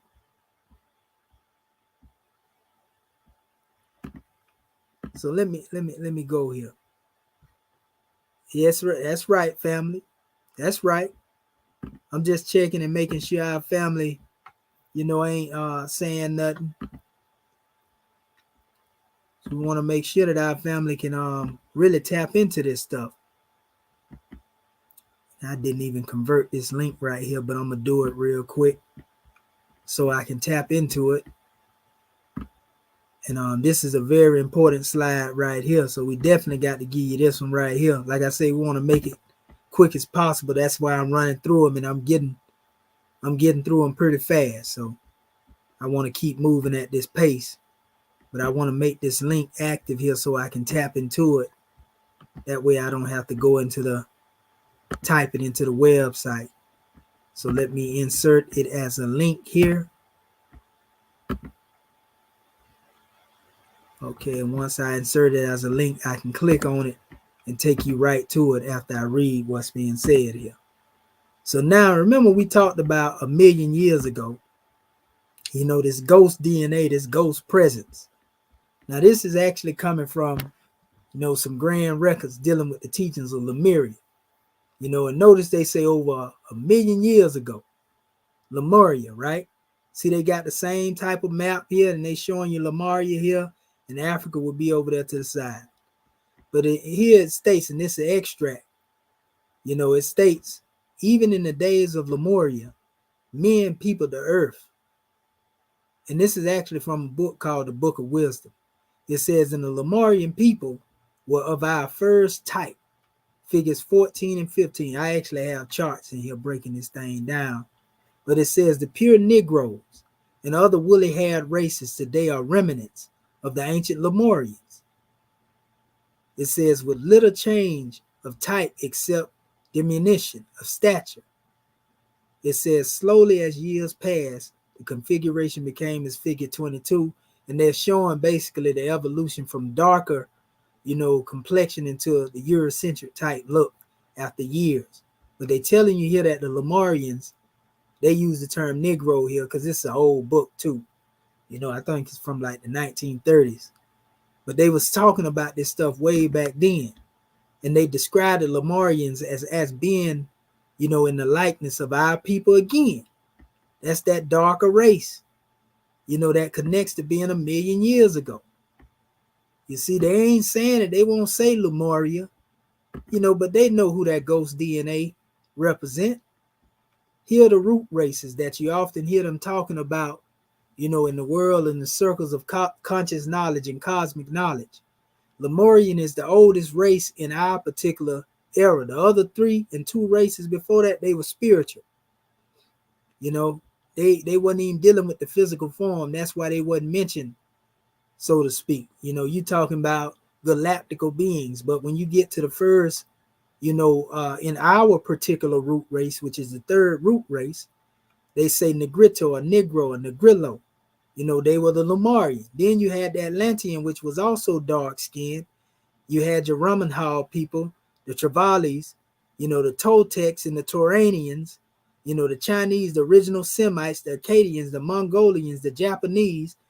These all have descendancy and root from Atlantean and spread it throughout, various different cultures. You see? And so then you had your original Aryans, your Hindu Egyptian, which really come from your Indus Kushite, Egyptian, your Aryan, Semites, Iranians, Celtics, Teutonics, Austro-Americans, your Latin Americans. All of these come from the Aryan race. not Aryan as Aryan nation like the European tried to. These the original Arabs. And mostly all of these people were of a dark hue until later, very recent, they became of a brighter hue or were light. But the Lemurian, Atlantean, and Aryan in their original states was heavily melanated family. They was sun-kissed. They was melanin drenched. And then later on, after intermixing and interbreeding and, all this other stuff, you see a different change in the hue and the colors. Based on climate in one aspect and another aspect dealing with a process of evolution as well. So, here it goes into the essence of it. It actually deals with a comparison of more than just the root races. Talk about the chakra systems and everything. But it speaks on the Polarian. These would be the imperishable, the sacred land. That's all dealing with celestial being. We dealt with the Hyperborean continent. We was talking about that earlier, Lemurian. This is the third root race, and this is physical. But in the physical form. But these are physical, but yet in the matter or material, elemental physical form. Just not in the form of, what we are now, like the Lemurians actually were. Spirit in actuality, it really has a physical aspect to it, whether we know it or not. When you get into the soul aspect, because the soul is nothing more than spirit vibrating not so fast. In the teachings of Moorish science, we call that flesh divine. At the highest rate of dealing with spirit man, clothed with soul made in the form of Allah is what we call it. So you have your fourth root race, your Atlantean race, the continent of Atlantis, your Aryan race, and you have Europe, Asia Minor, America. Then you had the Mauritian, which is North America. And this is actually dealing with different stages of evolution, of mind as one unfolds. It says Mauritian, North America, Meru, remember? I showed you the Meru map next to the Hyperborean map in the beginning. And the Paradisian, which is the soul. That means when we return to a whole exalted level in thinking, we go beyond, this physical flesh. It says, long before the destruction of Atlantis, however, a new race of men has sprung up around the southern shores of the Central Asian Sea. These are the Aryans, our third type, southwards, westward. They spread, becoming Hindus, Arabs, and Persians, Greeks and Romans, Celts, Slavs, and also Teutons. Thus, in Lemuria, Atlantis, and Asia arose three races whose descendants people the earth today. Theosophy teaches that the rise and fall of civilization is not a mechanical development, a checkerboard of nights and days wherein destiny of men for pieces and plays. Nations come and nations go, but always according to a plan. The Logos, from the beginning of human existence, has planned what races and what religions and sciences appropriate to them shall appear one after another. And his agents on earth, the great brotherhood, carry out his plan. It is the adept brothers who, using all nature's forces, visible and invisible, direct the evolutionary process throughout the millions of years. In that brotherhood, there are two adepts whose work is to mold the destiny of each great race. One is called the Manu, who directs the physical development of the race, forming a new race type by modification from already existing according to the plan of the Logos set before him. It is the Manu who guides the migrations of the race and gives to each people its polity and directs to each to do its appointed work. The other guardian of the race is the Bodhisattva, or the spiritual teacher, who watches over its intellectual and emotional development and arranges for each people such religions, arts, and sciences as shall enable it to play its role in the drama written by the Logos. Following the plan of the Logos during that period of time in which humanity evolves on earth, 7 great race types are made to appear called root races. And we just mentioned them all up here. See what I'm saying? So it goes on. It says the following plan of the logos during the period of time in which humanity evolved on Earth, 7 great race types are made to appear called root races. So far in the evolution of men, only 5 of the 7 have appeared. Of them, the first and the second appeared so long ago that they have left no direct descendants. Oh man, what did they say about the ghost gene? The ghost genes don't have fossils that can be found. It's making sense now. Each root race has 7 modifications called sub-races. A sub-race has the fundamental characteristics of the root race, but it is also some tendency of modification peculiar to itself. It says in figure 26, we have the names of the 3 root races and their sub-races whose representatives we have seen in the 3 race types already studied. And I just showed that to you in the charts. Let's go on. This here speaks of the golden age and civilization of the Adites, black demons, the god men of truth justice. It says the Adites were black African Chaldeans. First Donnelly writes, the Adite civilization was analogous to the Chaldeans and Canaanites and Cushites, who were their brothers by origin. The Adites, known as the Aditya, in most of the Hindu mythology, originally kings of Atlantis, or Atlantis, Sumerians used the letters D and T interchangeably. Those of you have seen me talk about sound shifting, you know I talk about that D and that T being interchangeable all the time. It says, we're all gods of light and truth, elevated above all imperfections. They do not sleep or wink, and they were identified with the doctrine of immortality of the soul. The Aditya, it says, were the same gods at the foundation of the Igbo belief system. For in the earliest time, Igbos believed not just their gods, but themselves lived in condition of eternal daylight, where there was neither sleep nor waking, nor eating nor working. This means that the Igbo were actual Adites or Adityas, the god clan of Atlantis. Since Sumerians used the letters T and D interchangeably, Atlantis could be rewritten as Atlandi. And Voila, which emerges, is Adda Indi. It says, or Allah Indi, Ad meaning in Igbo language, the land of the Adites. If you know anything about Islamic teachings, there's chapters or surahs dedicated to talking about the Adites, the Ad people. The Ad people, it was 2 different Ad race mentioned in the Quran, and they both were destroyed in catastrophic type events. You know, just as those that are mentioned dealing with Atlantis. So the Ad means the first people. That's what it actually means. That's why the same root, Ad, actually is the root of Aden, which deals with Aden, which becomes Eden, and also Adam, you know, which they often try to deal with the first man, but we know the true first man is really Adam Kadman.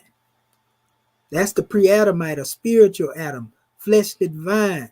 That's the man that was made in the image of the Creator himself. And the physical Adam of 6,000 years ago that the European or the Roman taught by, he was made in the image of that Adam. Once you understand that, you understand who the pre-Adamites are and who these so-called Adamites are.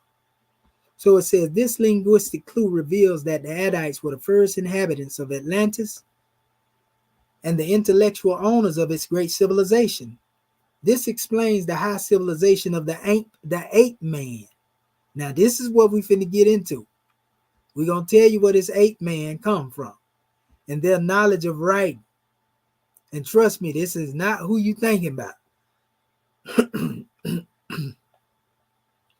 So it says, a remnant of the lost Atlantean civilization.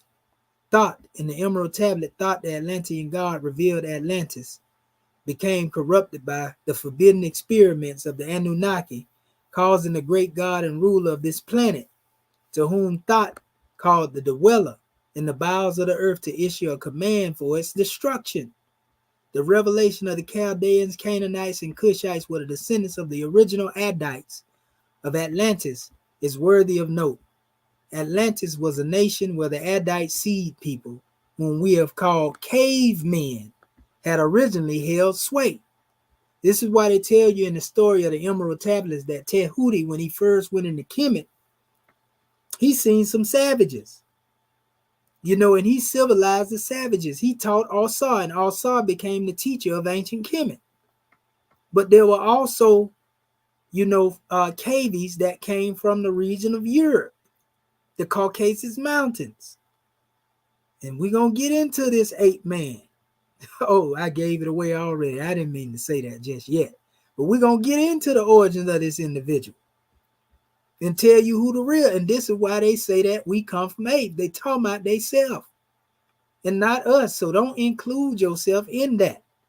Let them people have their own history. If that's what they want to believe.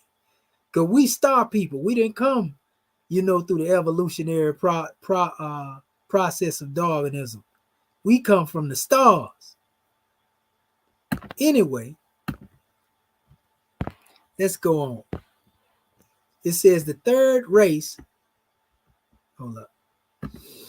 It says the third root race is the Lemurian and its earlier sub-races. The first, second, and third have left no trace at all. Negroes and Negritos and Negrillos and other woolly-haired people represent a larger or later sub-races, part and self of the Lemurian root race. Hardly anywhere is a root race to be found now quite pure. But though it may have intermingled with other races, usually it still shows its peculiar characteristics. From the seventh root race of the Lemurian, the Manu of the fourth root race developed a new root race, and the fourth on the Atlantean. It too has seven root sub-races, part and self. It says of the first and second of its sub-races, no pure descendants are living, but the skeleton of the Furfus man is a fair specimen of the first, and that of the Cro-Magnon of the second. And the third, the Toltec sub-race, still remains in the Indios, or Indians of South and Central America, the Red Indians of the United States and Canada. The fourth migrated from Atlantis and went eastwards, past Babylonia, along the Yellow River into the plains of China. Its peoples are represented in the certain parts of China today by a tall yellow Chinese race quite distinct from the later seventh sub-race, which is Chinese. The original Semites of the fifth sub-race have left their descendants for us in the white, pure Jews, as they like to call them. But these wouldn't be your original Semites. These are actually the ones that are actually referred to as the Khazars. You see, but it says, and in the cables of North Africa, the sixth, the Akkadians were the Phoenicians, who traded in the Mediterranean seas, and the seventh are the Mongolians, who were developed out of the fourth and Turanian on the plains of China, and became the modern Chinese. Two races, the Japanese and the Malays, being will belong hardly to any special one of its sub-races, having in them the mixture of two or more. With the Japanese especially, it is as though they are a final evolution, it says, of the whole root race, as a crowning effort before the energies of the race begin their slow decline. Hence, they possess many qualities which differentiate them from the seventh sub-race, the Chinese. From the fifth original Semite sub-race of the Atlantean, the Manu of the fifth root race evolved his new type, and the fifth, or the Aryan root race, has its seven subdivisions. See, notice every race has its own seven. Seven that start the particular race. There's seven root races. It says, but so far as only 5 of them have appeared. Of the first are the Aryan Hindus, as also one type among the ancient Egyptians. It says that to which the upper ruling classes belong. Then the second is the Aryan or Semite, distinct from the original Semite, and it has its representatives today also in the Arabs and the Moors. It says the third is the Iranian, to which belong the ancient Persians. It says whose descendants, it says Iranians in Paris of the day. It says of the fourth sub race are the Celts, with the ancient Greeks and the Romans. It says to it belong, with the exception of those Teutonic descent, their modern descendants in Italy and Greece and France and Portugal and Spain, and their descendants of South and Central America, and where it says the Antilles, and the Irish and the Scots and the Welsh and the Manx and the Bretons must also be numbered among the Celts. But these people too, in their original hue, were as dark as the night, family, before the modern European come in. So we got to remember this. Once we understand this, we understand what we mean when we say we indigenous to the planet. So it says to the Teutonic sub-race belong the Slavs and the Scandinavians, the Dutch, the Germans, the English and their descendants all over the world. By intermingling of several sub-races, the Manu of the race is now developing the sixth sub-race, which is called in the diagram the Austral-American. This is where your Indians, they would say, would come from, your Native Americans, right? It says in the process of formation in the United States, Australia, and New Zealand, the seventh sub-race, whose work is still far in the future, is already showing faint indications of its future type. In a child here in Brazil, and one may note a molding of the face which shows that type is not Austral-American, but another variant still of the Aryan race. The seventh sub-race may well be called Latin American to distinguish it from the sixth and the Austral-American. The Manu of the sixth root race would develop his future type later on from the sixth sub-race of the Aryan, and tens of thousands of years. Hence, the Manu of the seventh root race would develop his new type, it says, from the seventh sub-race of the sixth root race. And the root races and sub-races play their roles in the drama of the Logos in order to give experiences to us, his children, whom he sends to be born in them. It says, for that is the Manu brings about differences in his sub-races of color and other physical peculiarities, and places them among mountains or by the sea. For that is that the Bodhisattva of the race sends the sub-races different aspects of the one truth in many religions and philosophies which appear in them under his guidance. So this is like that Ra, actually guiding one spiritually, and then those who are guiding the physical evolution. This is in all the races and the root races and sub-races. In figure 27, we have something of the characteristic of the races, and to understand the significance of the table lets us imagine a soul as he is born in the sub-race after sub-race in them all. You see, and this is actually, the expression they talk about here again. This is just showing the Atlantean and the Aryan. We showed you in the other chart the Lemurians, and it's basically reiterating what was said already about these races. Now that we understand where these different people come from, and we have some clear conception, let's talk about this so-called ape.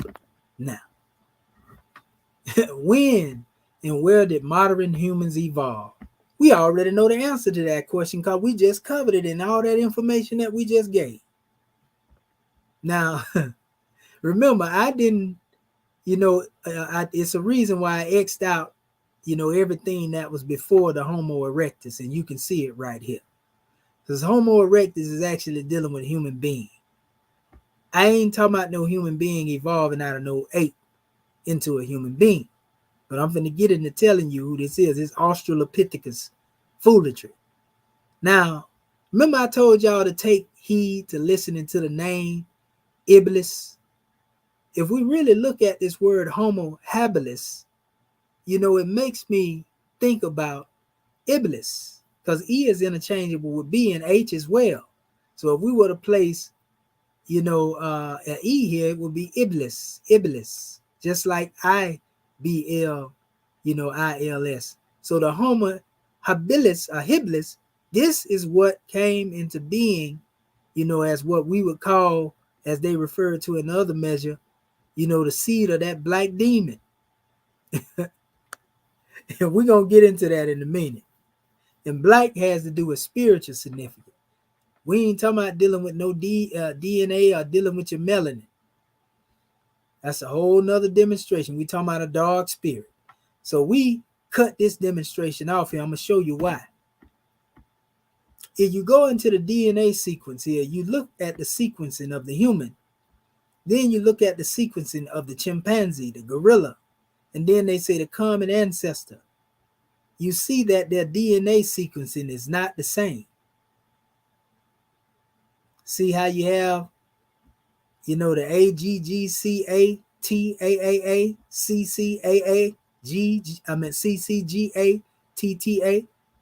You know what I mean? You can see all these things are similar here. They say in the chimpanzee, but when you come in the middle right here, they missing something right here. They got some loose screws. It ain't the same as what's in the human here. But if we take that letter T and change it to D, I can see add. But that's a whole nother measure. So this chimpanzee is not the same. Not according to this DNA right here. See this whole chunk right here? That's what make it different from us. Same thing with the gorilla. When you get up here to the area, it's related more to the chimpanzee, but it ain't related to us. That particular code right there is what make us different from an ape. So we just debunked the whole Darwin theory with this here alone. The common ancestor is not even the same up here. So these are all different codes. Even the ape and the chimpanzee have their own distinctive codes. So if we was just alike and we come from the same code, then our code would be the same. Ain't no evolving out of no ape into what it is. No, they have their own code, we got ours. So this is what separates us. The a.k.a. common ancestor, G, right? CG, G, CT. Who common ancestor? Huh? Now notice the uracil is the only RNA where it's found instead of thymine, not a part of the DNA of the ape. So the ape DNA structure ain't nothing like yours. They just going off the fact they saying this thing walk upright. Well, what about a grizzly bear? It walk upright too. You got some dogs that can stand up and walk upright now. That mean they evolving into humans? Come on, man. We got to stop this nonsense, family. We got to stop this nonsense. We're not lettuce and we're not apes either. They have different DNA sequencing than we do. They're different species. Intelligent design is the way to go, family. Now, notice the other direction, they was evolving, coming up. But notice these ones are walking down into becoming an ape. And I'm finna show you why this is so in a minute. Remember, I told you habilis, Homo habilis. There you go again. It make me think about Iblis.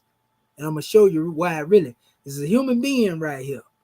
None of these look like us here. But there you go here. Now look at him as he slowly goes. Your Homo Neanderthalis. From the sapien.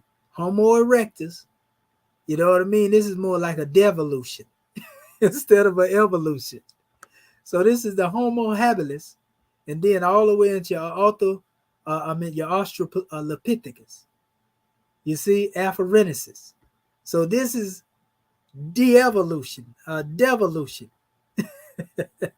Now I'm gonna show you the real meaning behind this.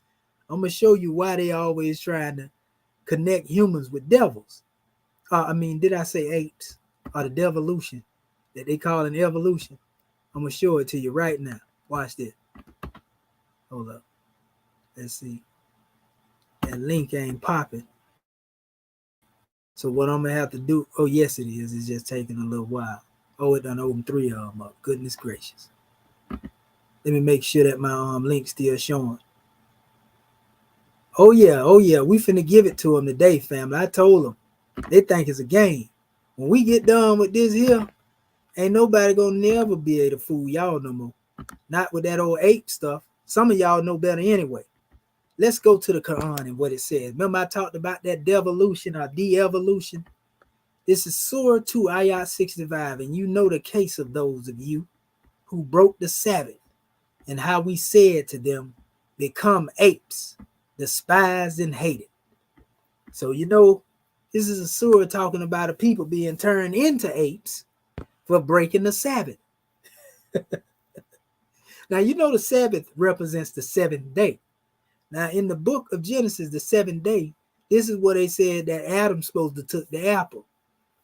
This is what Eve's supposed to been acting crazy and gave him the apple, so they say. You know what I mean? And this is where it say they was cast down. So when you hear this terminology right here, you know, those who broke the Sabbath, think about that so-called Adam and Eve. You see, the one of 6,000 years ago. Now you understand the history of what the brother Honorable Elijah Muhammad was talking about when he was talking about Yaqub and 6,000 years ago. And a people that were turned into a savage going into the caves. That's a real history, family. And it's mentioned in the Quran, not only here, you know, but it's mentioned in the Bible in code as well. Watch this, the Sabbath, Saturday. It was laid down that the Israelites should consecrate the day for rest and worship. That they were required to abstain from all worldly acts, including cooking, which they may neither do themselves nor have their servants do it for them. The injunction of this connection was so strict that the violation of the Sabbath was to be punished with death.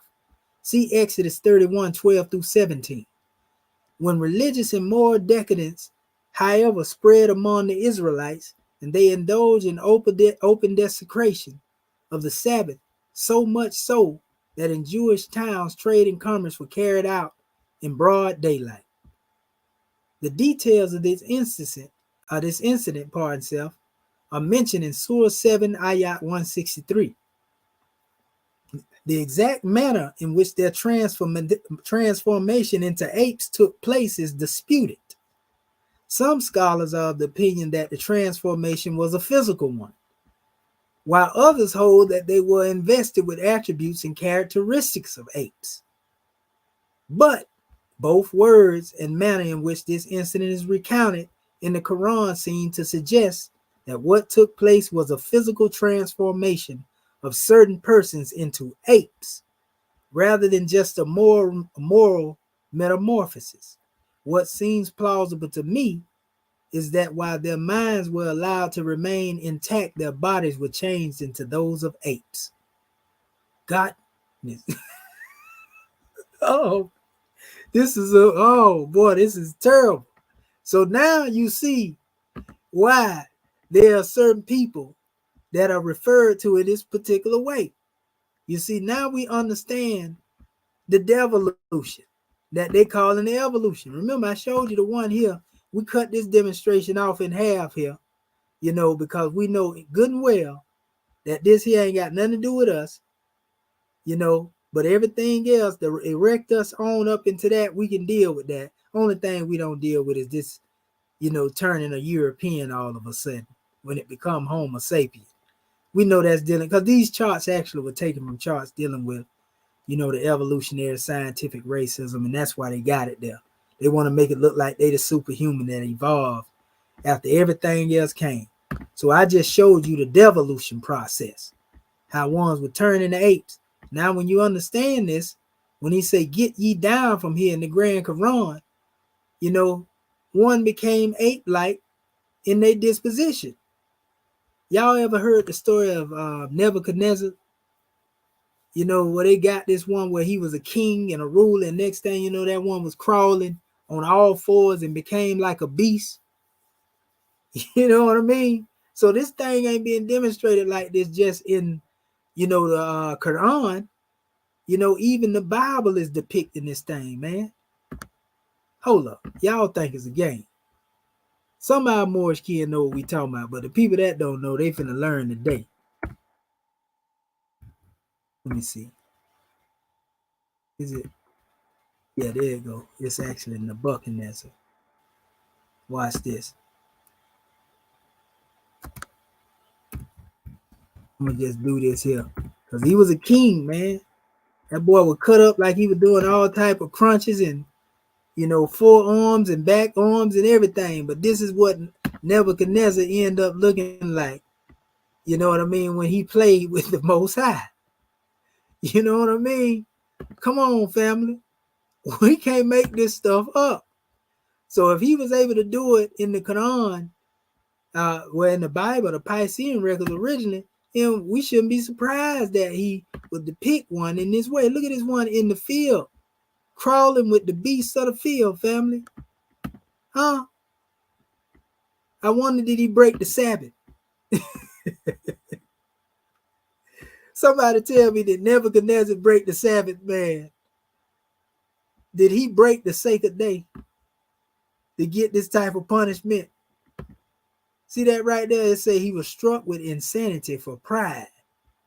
So y'all better stop having so much pride now. The Most High make you dumb as a box of rocks. Now, well, let's look at Nebuchadnezzar prior to that now. This was the stature, you know, of Nebuchadnezzar. They even put him in there as it relates to all of the different power kingdoms. This is what he was looking like in his high state. That man was a living God then, wasn't he? But he got out of line. And he was terrible after that right there. I don't wish that on nobody. But unfortunately, you know, this is being told in the Bible and the Quran of when people demonstrate violation of the Most High, he'll take them into the state of being a beast. That's crazy. To be a ruler of a land, to go from this right here, a ruler of a land, to go to a beast, crawling on all fours.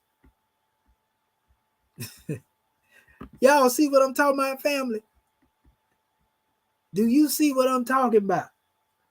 See, that's where the real concept come from. That's what you call them now on devolutionists. Devolution. That's exactly what it is, family. From within and without. That's right, family. Now watch this. Watch this. So that, and now the European know that this is a part and partial of some of their history. That's why they say they come from that. So we ain't mad at them saying they evolved from apes. But that didn't have nothing to do with us, though.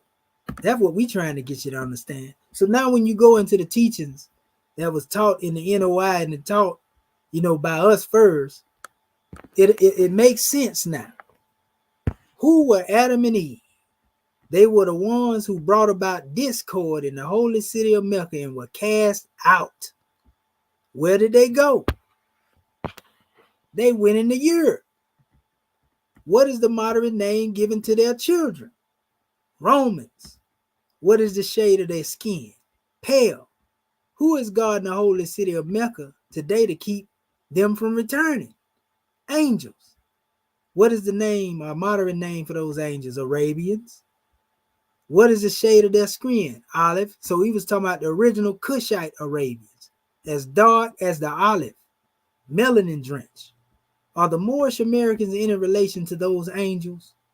Yes, we all have the same father and mother, and it definitely ain't Adam and Eve. Ish and Ishi is our father and mother. Spirit man, spirit woman. It says, give 5 names that are given to the descendants of Adam and Eve. Lucifer, Satan, devil, dragon, and beast. Oh, it make a whole lot of sense now, don't it?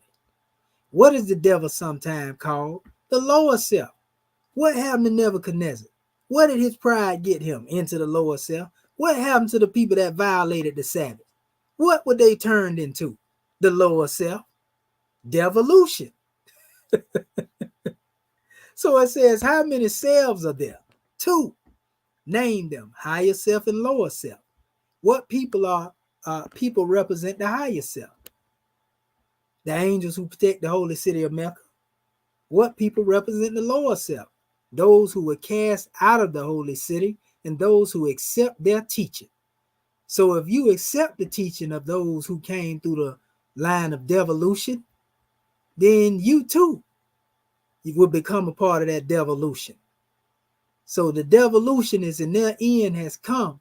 Want to give honor to the goddess and queen and sister Dulcinea, and the whole tribe of the goddesses and queens in unscrambled mind, because they unscrambled the mind of a pseudoscientist, this whole week going through there.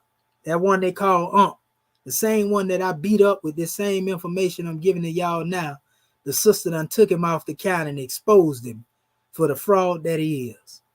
But that's a whole nother measure though. So anyway, when we come into this special drawing here, let's go into the NOI teaching. We just went into the Moorish teaching. And because this is a teaching that is said to be adopted. We got some newspaper articles saying that they found this same questionnaire that I just recited to you or read to you. They found it in the possession of the Honorable Elijah Muhammad. A lot of NOI get mad when we say that, but hey, that's the way they put it out there. We got other information that show that Elijah Muhammad was studying. He even said that he was around the Moors. He was going to their meetings and so forth and so on. So they shouldn't be mad. But anyway, this is what they say. Remember what we just said about, the descendants of Adam and Eve, where they went in a year. It goes on. It tell you they were pale skinned.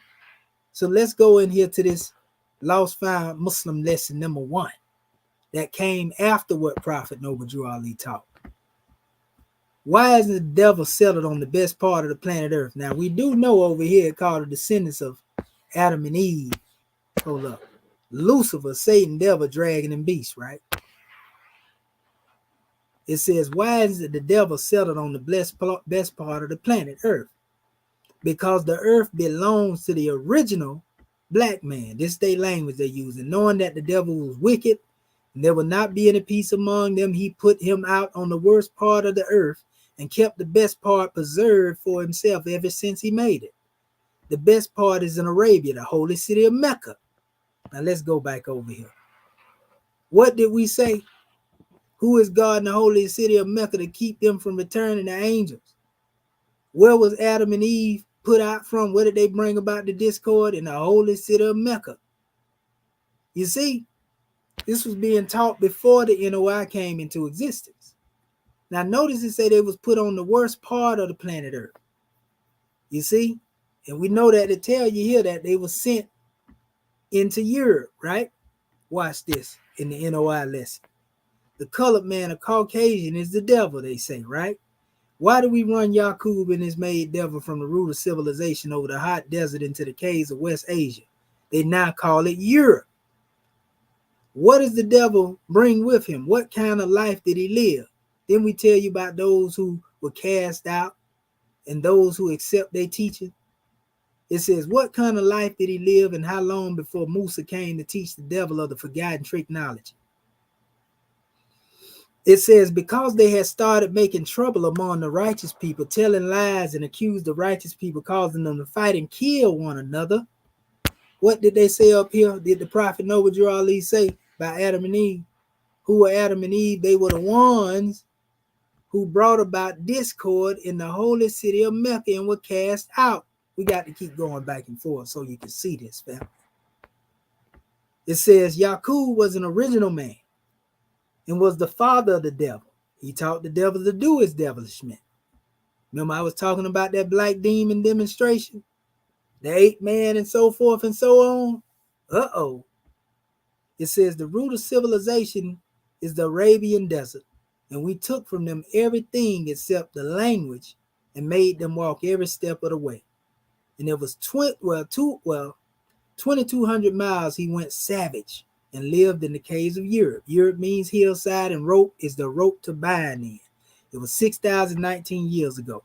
So that's where they get their 6,000 year Adam from. Elijah talk about it in most of his books. I know they teach him very well. I could teach it if I wanted to. You know what I mean? But I was given that knowledge so that I can show you all the parallel expression of what was being taught here and where they actually got it from. You see? Allah knew what he was doing by exposing me to the information he exposed me to, so I can make it plain to y'all. You see what I'm saying? It don't get no plainer than this. So watch this. I actually have a link in here too, but I see the link I slid out the way. But I just hit it right here. I ain't gonna even try to align it. Let's go into the scripture of the biblical text now. I'm doing good too, because I'm actually running through these demonstrations like, good water. I hope they don't try to send no viruses in here. I'm trying to go to the site. But anyway, it says, now the serpent was more subtle than any beast of the field which the Lord God had made. And he said to the woman, God has said that ye should not eat of the tree of the God. And the woman said unto the serpent, we may eat of the fruit in the trees of the God, but of the fruit of the tree which is in the midst of the God, God has said, ye should not eat of it, neither shall ye touch it, lest you die. Now, I've had people tell you on the physiological level, this tree of life actually represent the male and female reproductive organs. You know what I mean? And this is what they say this was referring to. You ain't going into that aspect there, but we do know that can lead people into the lower self. But anyway, it says, and the serpent said unto the woman, ye shall not surely die. For God doeth know that in the day ye eat thereof, then your eyes shall be open, and ye shall be as gods, knowing good and evil. It says, and when the woman saw that the tree was good for food, and it was pleasant to the eyes, and the tree to be desired to make one wise, she took of the fruit thereof, and did eat, and gave also to her husband with her, and he did eat, and the eyes of them both were open, and they knew that they were naked, and they sewed fig leaves together and made themselves aprons. This is where they say, the Masonic degree of the apron come from. But on another level, after hiding the nakedness, so to speak, their eyes was open. In other words, they already could see physically, but they were so innocent. I like to call it, the infancy of innocence, like the baby. When the baby come forth, a baby will run around and they might lose their little diaper and run around and then, exposed. But that baby don't know that he's naked. That baby don't know what nakedness means. So the baby has no shame. And this was our state of mind when we was moving, during ancient time, even in Africa.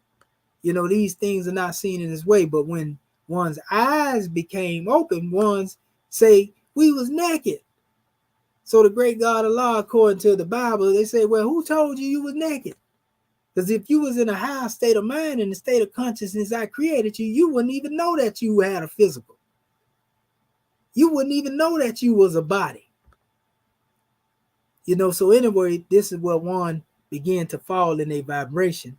Because now they're in a world of duality instead of a world of monotheism, just oneness. So it says, and they heard the voice of the Lord walking in the garden of the cool of the day, and Adam and his wife hid themselves from the presence of the Lord amongst the trees of the garden. And the Lord God called unto Adam and said, where art thou? And he said, I heard thy voice in the garden, and I was afraid because I was naked, and I hid myself. And he said, who told thee that I was naked? Hast thou eaten of the tree that whereof I commanded thee that thou shouldest not eat? And the man said, the woman thou whom hast given me, she gave me the tree and I ate. So we can say Adam was the first rat or snitch, because he snitched don't eat. But it says, and the Lord said unto the woman, what is that thou hast done? And the woman said, the serpent beguiled me and I ate. So now she said the serpent did it. She ratting on the serpent. She giving the serpent up. Everybody giving everybody up. So y'all see how the RICO is demonstrated, family. They done got indicted by God. He can put everybody on trial. He gonna cast, the serpent into a hellacious condition, and Adam and Eve too. They ain't my mom and my daddy, because I ain't focused on the manifest.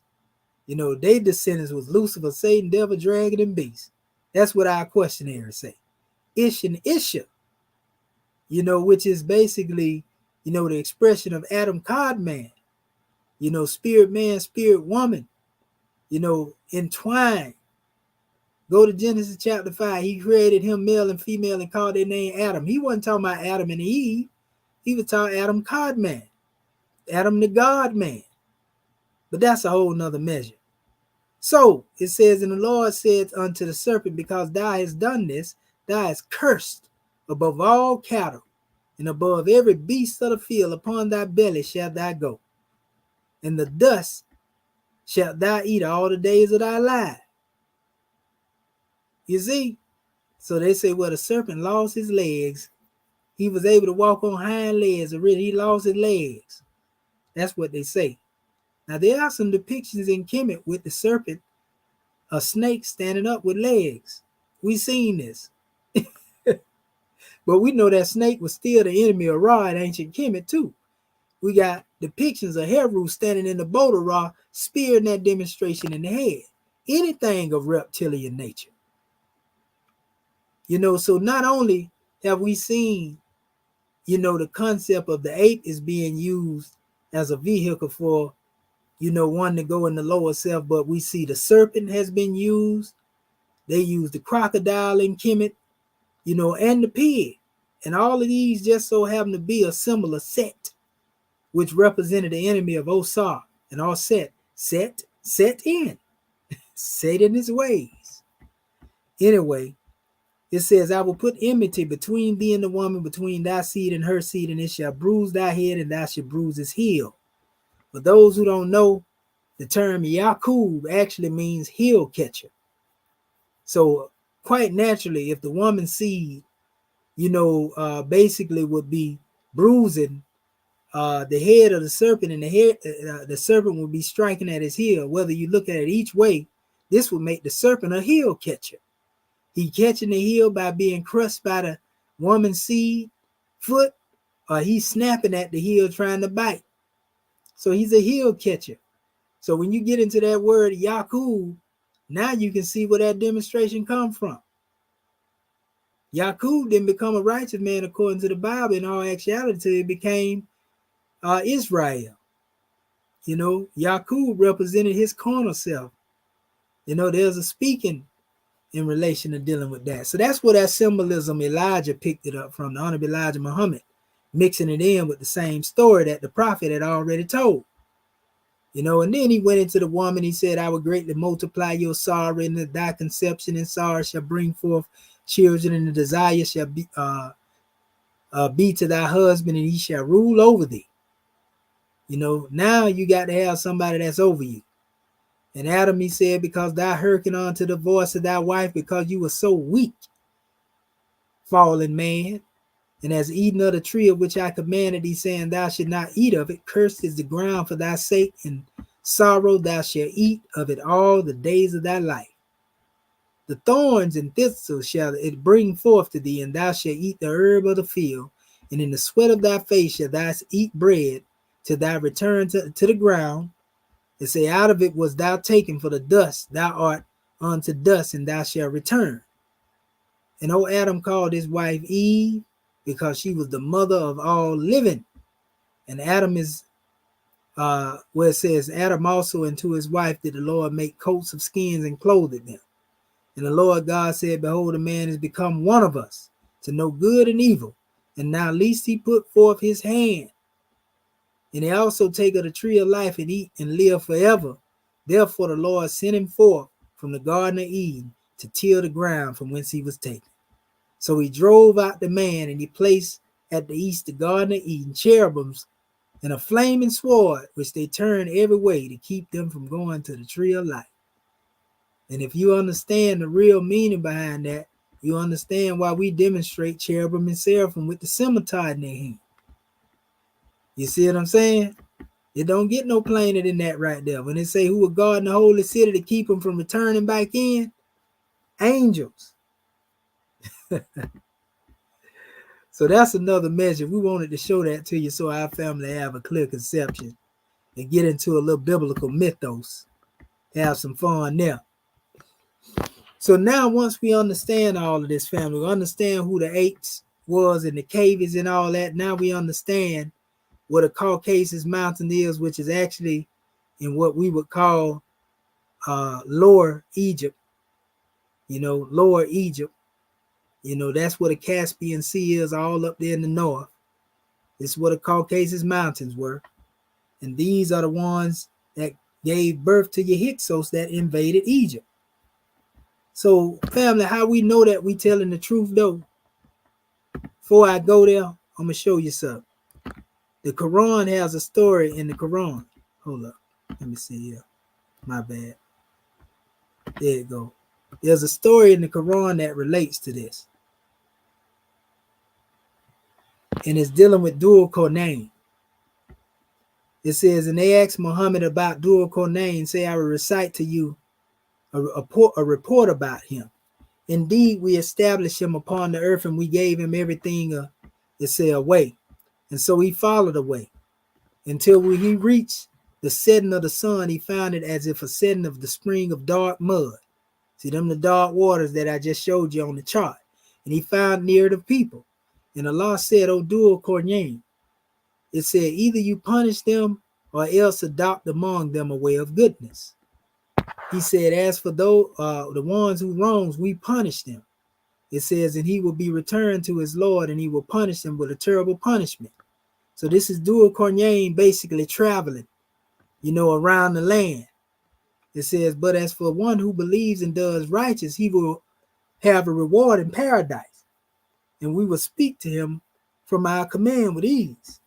And then he followed away, meaning he journeyed on until where he came to the rising of the sun.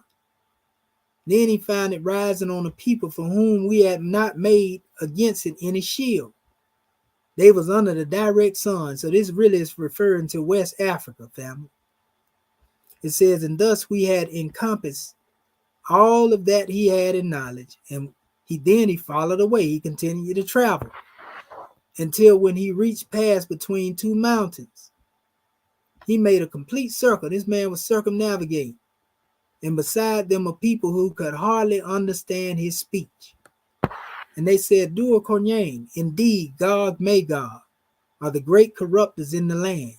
So we may assign for you an expediture that you might make between us and them a barrier. It's talking about putting that rope up, that barrier between the Gog and the Magog. Do you know that the Gog and the Magog was in the Caucasus Mountain? They was considered a savage people. They are said to come down in the book of Revelation at the end of time. You ask me, they start coming down, like I said before, during the time of the Hyksos. They came during the time of the Amu, because there were many different invasions in Kemet through different people. This was the Gog and the Magog from the Caucasus Mountains. He said, that in which my Lord has established me is better than what you offer. But assist me with strength, and I will make between you and them a dam, and bring me sheets of iron. Until he had leveled them between the two mountain walls, he said, blow with bellows, until he had made it like fire. And he said, bring me that I may pour over it molten copper. So Gog and Magog were unable to pass over it, nor were they able to effect it in any penetration. And Dhul Qarnayn said, this is a mercy from my Lord. But when the promise of my Lord come, he will make it level. And ever is the promise of my Lord true, meaning he had done caged them in and boxed them in, that it was going to come a time where that barrier would be broken. And them hordes would come down out of the mountains and basically make war and wage war on civilization. And that's what we're getting right now. And we will leave them the day surging over each other, and the horn shall be blown when we will assemble them in one assembly. And we will present hell that day to the disbelievers on display. So in other words, this Gog and Magog, though they were being kept back, when they was released, this was actually the wrath of the Most High being released on disbelievers and disobedient people, including our ancestors who turned from the Most High. That's why we say slavery is a divine issue. You see what I'm saying? And the reason why we still going through the slavery in the modern time, because we still disobeying the Most High. Some of our people talking about they're atheists now. They don't believe in God. And they've been feeling like that for years before we got here. And that's why we catching so much hell. Because most of our people thinking like that. If you wondering why we suffering as a people, because the majority of our people don't believe in the Most High no more. That's real talk.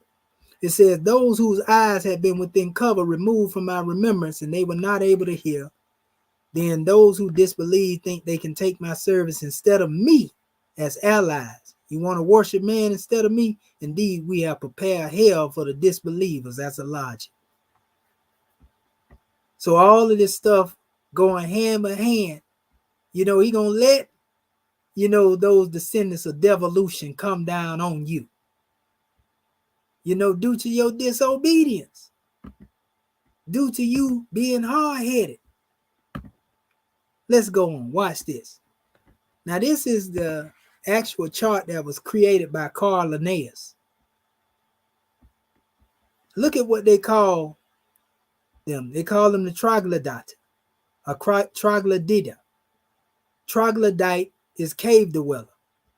If you don't know this, I'll actually call him original troglodyte nigger with the tail. That's what they call him now. I didn't call him that. That's what they call him. Look at the name for this demonstration. Then I tell you that the descendants, of Adam and Eve, was Lucifer, Satan, devil, dragon, Sagittarius. Come on, man. You think you descend from that? Now them so-called devolutionary individuals can keep hollering at if they want to, but I ain't going, family. I'm just saying. I'm not going. I don't come from that. I'm sorry. I did not originate from that. And I ain't claiming none of them as my cousins. None of them, family. This is terrible. Now, if y'all want to believe this foolishness after this, and I ain't talking about the people that are listening to me, but people who may see this in the future. If they believe this madness and they still want to accept that, let them have it, family. But we're going to give it to them from the biblical standpoint again. Because we using scripture, we using scientific methodology and everything right now to bust their pinata, as the sister Napasha Daw would say. So right here, right? Look at what Job said. Now, Job finna run the whole history down on what's going on. I just told you about the Gog and the Magog. I just showed you that they come from the troglodyte nigga, a.k.a. Lucifer. You see what I'm saying? And this is from Carl Linnaeus himself that was pushing the Darwinian theory, one of Darwin's comrades. You know what I mean? They know they come from the devil. It says, but now they that are younger than I have me in derision. It's Job now. The same one said, my skin is upon me is black and my bones is burned with heat. That's what they used to say, right? But it says, but now they that are younger than I, it's Job talking, have me in derision. What he said when he said younger than I. In other words, he acknowledged that his ancestry was longer and more ancient than these people that he talking about, whose fathers would I have disdained to have set with the dogs in my flock. Dang, Job, they were that bad? You want to put them with the dogs? He said, yeah, whereunto might the strength of their hands profit me, in whom old age was perished. You mean to tell me they perished in old age? But they got you in derision now, Job? Wait, for want and famine they were solitary, fleeing into the wilderness in former time, desolate and waste. Well, who made them flee? Who ran them into the wilderness, Job? Oh man, the desolate places, the caves, huh? Who cut up mallows and bushes and Jupiter tree for their meat. So you mean to tell me people were chewing on roots? They was eating roots for food after they went savage? It says they were driven forth from among men, and they cried after him as a thief, get out of here, yeah, It says to dwell in the cliffs of the valleys, in the caves of the earth, troglodytes, and in the rocks. Among the bushes they brayed, under the nettles they were gathered together. They were children of fools, children of base men. They were viler than the earth. And now am I their son. I'm their byword. He's saying the table done turned. These savages done come down here now.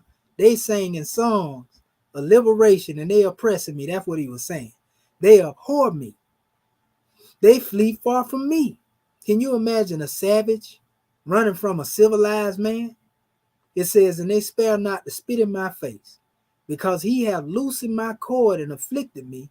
They have also let loose the bridle before me, and upon my right hand rise yoke, and they push away at my feet. They rise up against me in ways of their destruction, and they mar my path, and they set forward my calamity. They have no helper.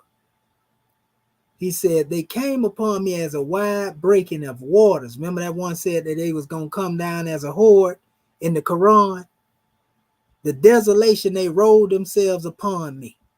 Terrors are turned upon me, and they pursue my soul as the wind. And my welfare passeth away as a cloud. And now my soul is poured out upon me. The days of affliction have taken hold upon me. Man, this is symbolic, family, to what has happened to us as a people. Job talking about a savage people up here now that was eating roots for food, that was ran into the clefts in the valley of rocks, and now they ruling him. Their children is governing him. Don't that sound familiar, family? Let that marinate a bit. Tell me you're a master thinker. Thank you for thinking. You see, look at this, family. We can't make this up. We cannot make this up. It may be graphic to some of us, but we just giving it to you like it is. And these are the charts that they created. It's all dealing with Darwinism. They was depicting themselves this way. So you can't call me a liar. These are the charts these people was creating. They ain't got nothing to do with us. Every time you done seen one of these charts, it didn't never have us in here, not a one time. Not now one of them you look at. This is their history. We ain't mad at them. If they want that to be their history, let it be their history. But it ain't mine. So they try to, again, deal with the evolution of brain side. And again, they're making the mistake of putting the Homo habilis in here. You need to just cut that in, slice that in half, and start with the Homo erectus on up. Because this is where the evolution take place in the brain of the Homo erectus, Homo sapien, and so forth and so on. Or should I say the Homo Mauritanicus, Atlanthropus Mauritanicus. You see, so we can get with the evolutionary aspect of things. We just saying cut that Australopithecus up out of there. Cut that Homo habilis up out of there. And come from here. And then it make more sense. You see? And we can just go on and on and on. They even got an article right here, dealing with the Homo erectus, the ape man that wasn't. And it's going in on that demonstration. The archaic human species, the Homo erectus, has been portrayed as an important ape to man transitional link. However, these fossils do not provide any real evidence of evolution. Many paleontologists, it says, a majority of creationists think their usual features are nothing more than variants of human traits and not transitional at all. Even more, some of them have been found in remote, isolated island locations far from Africa, dated by secular calculations up to 1.9 million years old. This completely derails the evolutionary story that humans migrated out of Africa just as a few 100,000 years ago, and a biblical model of human beings' origins provide as a much better fit of the data, for the data. But this is another website dealing with the Homo erectus and the ape man that wasn't, and it goes through this whole thing right here, family, and deal with the comparison of the, stuff that y'all already know. But if you want to go there, you can check it out, go and find the information, and you'll see they debunking basically this ape man theory as well. So that's why I chose that. And let me go on through these slides here. This is actually a depiction of the Mauritanicus, Atlanticus. Again, here it is here, Mauritanicus. you know, Erectus, Mauritanicus species, you know, Africa location. Here's the map.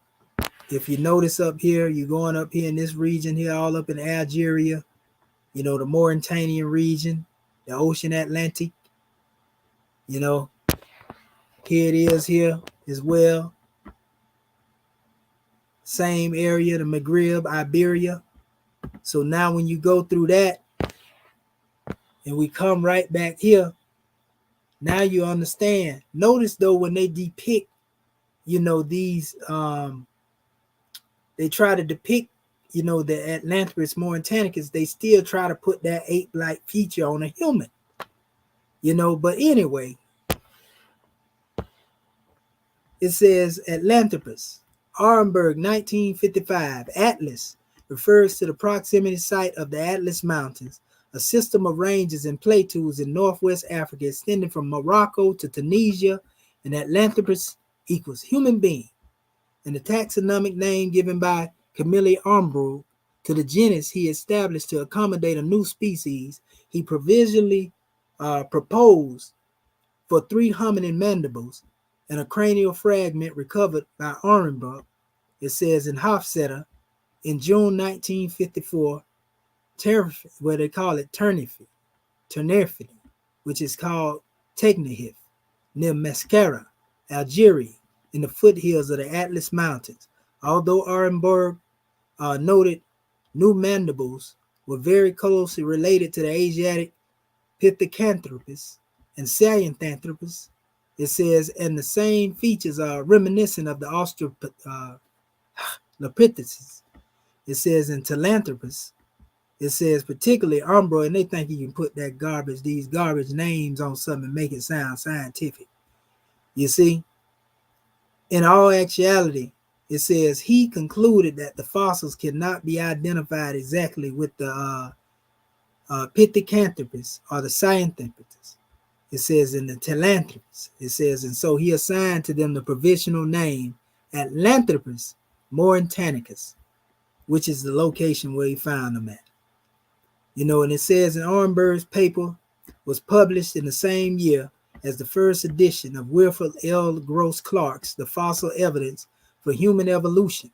But in the second 1964 edition, when discussing the fossil record for Homo erectus, Gross Clark concludes his discussion on the remains from what is now called Tegnehif by writing that there can be a little doubt that these remains do belong to the same species, the Homo erectus. And Lewis Gross Clark in 1964 and 112D were the type of species, the Atlanthropus Mauritanicus. Arnberg, 1955, see Homo erectus.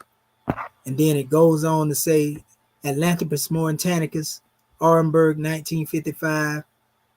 Greek, which is Atlas, refers to the proximity of the site of the Atlas Mountains, a system arranging the plateaus of northwest Africa, extending from Morocco to Tunisia, and Anthropos, human being, Mauritania, the name for the province of the Roman Empire. And it's basically reiterating the same thing is what they was doing. I don't know why they did that 2 times. But then it went over here and it spoke on the Atlanthropus. Is a dubious genius of hominid that lived in Algeria during the Pleistocene. Same area where we showed you the map set up there in the Moroccan area where the Atlantean was, the Mauritanian was. Archaeological site 20 kilometers, 12 miles east of Mascara, Algeria, saying the same thing of what I was reading up there. This site was first quarried in the 19th century after several fossil animal bones and artifacts were recovered. 1954-1955 excavations were carried out because of the importance of the site was determined after several fossils, including human mandibles, were found, confirming what I was showing you in the other article. It says, however, they stopped because of the flood, but lowering of the water table allowed the strata to be examined. These include hard grass clay, small lake swamp sands. Ecology 700,000 years ago was likely arid and rather treeless, You know, So they go into the aspects of talking of the new genius in the species, the Atlanthropus Mauritanicus, and man, it just goes into all of that and letting you know this was the name of the Homo erectus. You know, that's what that article dealing with. It's actually a continuation of it, talking about the Mauritanicus Atlanthropus. Now you ask yourself, well, why haven't you heard about all of this stuff? See right here, it says, it talk about there were they're speaking of actually 5 individuals, 3 adults and 2 children who were baptized in 1957 as Atlanthropus Mauritanicus. It said it's an antiquity that was evaluated environment of 800 to 700,000 years, and later was linked to the species of Homo erectus and subspecies of it. In 1955, new remains appear in City Abdul Rahman, which is a quarry that is near Casablanca, Morocco. And for those who don't know who City Abdul Rahman was actually sold into slavery over here. But that's a whole nother measure. But it says November the 26th, 1926, Moroccan Prehistoric Society was created, and they basically go into the same history, and then they start talking about the Atlanthropus Mauritanicus again, further solidifying the name, as I told you. This is more information on the same thing here, and I got this from, it was a scientific website I got it from. All you got to do is look it up. They're talking about the Homo ancestor down here, as we spoke of, being linked to what they call the Oduvian industry. Same information being reiterated, so I really don't have to go into it. But it does talk about them being dated back to 1 million years ago, to 600,000 years ago. So when we talk about the Mauritanicus Atlantis, this is like the ancient ancestor, common ancient ancestor of the Moors, family. That's what we're really getting at. See, Atlantis 300,000 years ago? That ain't strange. You see? They say what the Atlantic Ocean is today, there existed once upon a time a continent, which the Theosophists after Plato called Atlantis. In the time of the map in figure 23, which is right here, it says Atlantis and the remnants of Lemuria had changed in outline. And as we come to the days of this figure 24, it says a figure 24, there remains of one vast continent of Atlantis and our only large island of the Atlantic Ocean. 300,000 years ago, Atlantis. This is long after Lemuria, 1,000,000 years ago, dealing with the ghost DNA. You see? Now look at what they depict as the Jabir Uhud over 300,000 years ago. Since we want to talk about Atlantis. When you do the research, on prehistoric Africa, and this is where we finna kill them at. Jabir Uhud, who came later, that's supposed to be the oldest ancestor in the modern time, 350,000 years old, he was found in this same area up here. Prehistoric North Africa. What do they have to say about this? Well, they tell you prehistoric North Africa spans a period of earliest human presence in the region, gradual onset of the historicity in the Maghreb, which is Berber, Tamazight, Tamazgha, as they call it, classical antiquity. It's their early anatomically modern humans are known to have been present. The Jabir Uhud, it says, in what is now Morocco, approximately 300,000 years ago. So when you hear them talking about Atlantis being 300,000 years old, and you hear about this type of history of an ancient fossil dealing with an early human, 300,000 years ago in the same area, it all makes sense. The Jabir Uhud, Nile Valley region via Egypt, contributed to the Neolithic and Bronze Age and Iron Age periods of the Old World with ancient Near East. This is dealing with this. You can go and look this up on your own as well. And this gonna come up later. But it gets deeper. When we go to attaching DNA to this, and that's what I'm trying to get to now, so I can bring this to a close. So this is their depiction of the Jabir Uhud. They're gonna make him look ape-like. This is another measure dealing with the maps again, and I'm getting now up into like 20,000 to 30,000 years in time now.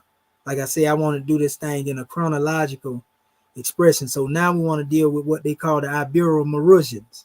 See the word Maru, Ibero meaning Iberian, Maru meaning, the same region of the Mauritania. So this is a map of the Ibero-Maurusian and the Natufian ancestry. And this is all dealing with, some ancient history, reconstructions of the Kiphian and the Tenarian specimen.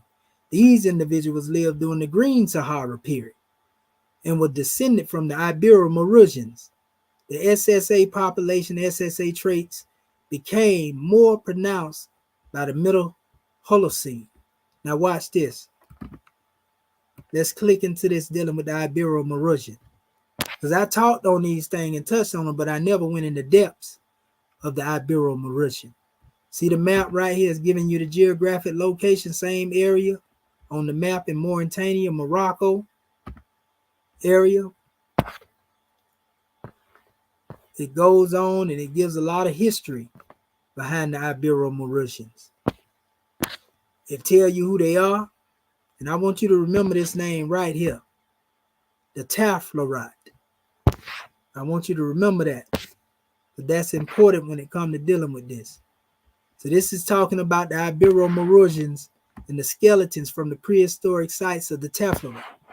It says Afalu was analyzed for ancient DNA, and all of the specimens belong to maternal clades associated with either North Africa or northern southern Mediterranean littoral, indicating the gene flow between these areas since the Paleolithic In ancient Atlanthropus, individuals carry the mtDNA, mitochondria, haplogroup N subclase U6M, which points to the population of continuity in the region dating from the Ibero-Maurusian period. And they're talking about all the fossils that were found in Morocco, the Ibero-Maurusian E1B1B, E1B1A, M78, EV3, EB1B1B. A lot of these DNAs actually connect to the Moors and the Egyptians. In fact, in my DNA gene pool in the markers, they are connected to these same demonstrations that they're given here. So this explains the part of my DNA that they couldn't find because they didn't have research, the ghost DNA, because it goes back to the Ibero-Maurusian and it goes further back to the Mauritanicus, Atlanticus. You see, or Atlanthropus Mauritanicus time period, so to speak. So this just goes into talking. They try to use the term Berbers, and you already know that's talking about the Moors. Same DNA dealing with the Ibero-Maurusians. European can't claim that's who they is. This is talking about the upper Paleolithic North Africa. All of that's dealing with, Morocco, Mauritania, family. See, it's talking about the Yoruba and the Mende, the sub-Saharan DNA. That's what my DNA is right there. Connected to this same thing. I'm finna show it to you in a minute because I got my DNA chart open as well. So if my DNA is that, and I'm over here, then what that say about our Moorish kin? I ain't the only one got that DNA. That means y'all got to have it too. This is also another skeleton of the mtDNA and Y-DNA results. E1B1, B1A, B1, or B part itself, and then the E1B1, B1A, A1. Same thing. That's the marker. So it say this is an Ibero-Maurusian skull, the direct ancestor of the indigenous population. I just read that to you a few minutes ago. It says in direct ancestor of today's North Africans, the Berbers, dated about 15 to 12,000 years. It was found in one of the oldest human cemeteries at the world in Atlanthropus, Morocco, in North Africa. Based on Y-DNA and mtDNA, mitochondria DNA, right? It says analyzes this burial belongs to paternal haplogroup EM35, which is also connected to that same root that go back to Ramesses and the Sudan. I'm going to show that to you in a minute. Maternal group U6, 4 ancient Mediterranean. They saying the same thing I just read in that other article. And you know, it goes into the Berber, and Berber is a misnomer. Neolithic Levant, M123, Egyptian EV22, which is the Ramesses, you know, gene, the one that, you know, I'm connected to. So then they gave a bust of what the Ibero-Mauritanians would look like under reconstruction. We already know that's our people, family. You know what I mean? So I'm showing you in every way, from ancient to the modern times, that we are indigenous to the planet. You know, we the original people that come from the Moors, and our ancestry go way back further than you think. See the origin of the Afro-Asiatic languages and peoples. I ain't gonna go through all of this right here. I'm gonna just show you the website, you know, because this is a lot of reading right here. But just know, if you go back and look at the video, you can cite this, and this is from medium.com. You know, and it's showing all the migration pattern. That's ancient North Africa, you know, your proto-Afro-Asiatic people, pre-proto-Afro-Asiatic people, actually. You know, and this is going back to the Mauritanicus. See, they say Ibero-Mauritanian up here. You know, all up in this area here, family. And there's also a connection to the Khoisan people, it's too. And you know, this is the same migration as my DNA pattern. You know, and it's going into it, talking about the Proto-Saharan people. You know, breaking all of that down, family. Same information that I'm talking about. Everybody cannot be lying. You know, this is like overkill, really, on all of this right here. So much in here. You know, it'll take almost 2 days to read this. Look at them. Huh? These the real indigenous people that come from that northern Ibero-Mauritanian. These are our real cousins right here, family. Look at this. Come on, man. We can't make this stuff up. They're showing you the migration patterns coming all the way up out of here and going into that same area right there. That's your Atlantis and your Mauritanicus. See? There you go again, talking about, you know, the Ibero-Mauritanian, Taffrit-like, African Ibero-Mauritanian gene flow. See, they got all the DNA pattern in here and everything. And a lot of it coming out of the Horn of Africa, Sudan. That's what my DNA say. Look at them people. You think them Europeans, or you think these Spanish people? So they populated not only Kemet, but also their DNA went all the way into Africa, West Africa as well. You know, so I just wanted to show you this website again. This website is known as the Medium. It's called medium.com.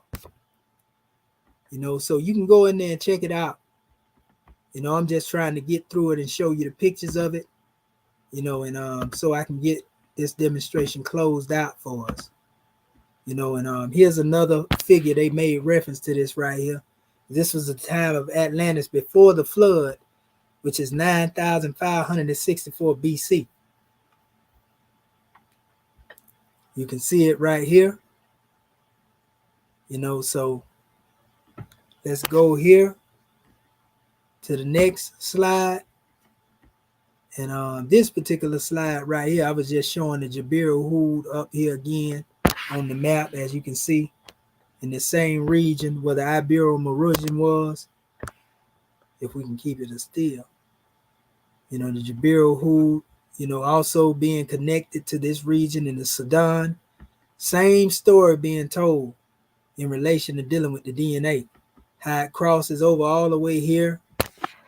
You know, and it just goes very far, family. You know, this was the same thing, but let me click on the link.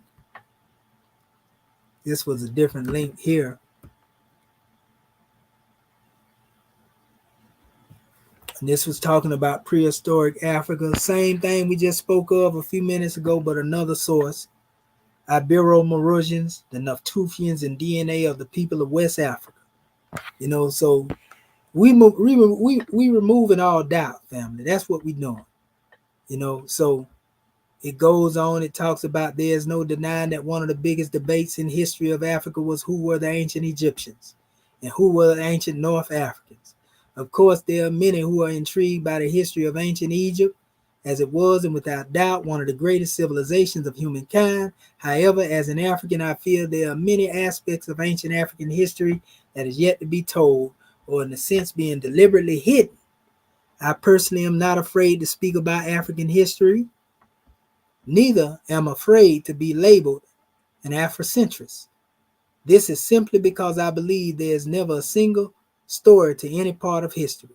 But he goes into the connection between the Egyptians and North Africa, just like the other sources did. Talking about the Neolithic people, he goes into the Sudan. How did they come to North Africa? You know, who were the Libyan Berbers? Stuff that I done talked about a lot of time. This is how they try to depict them to you, right? So he's showing you, you know, so were they from North Africa if they look like they tried to show that little girl?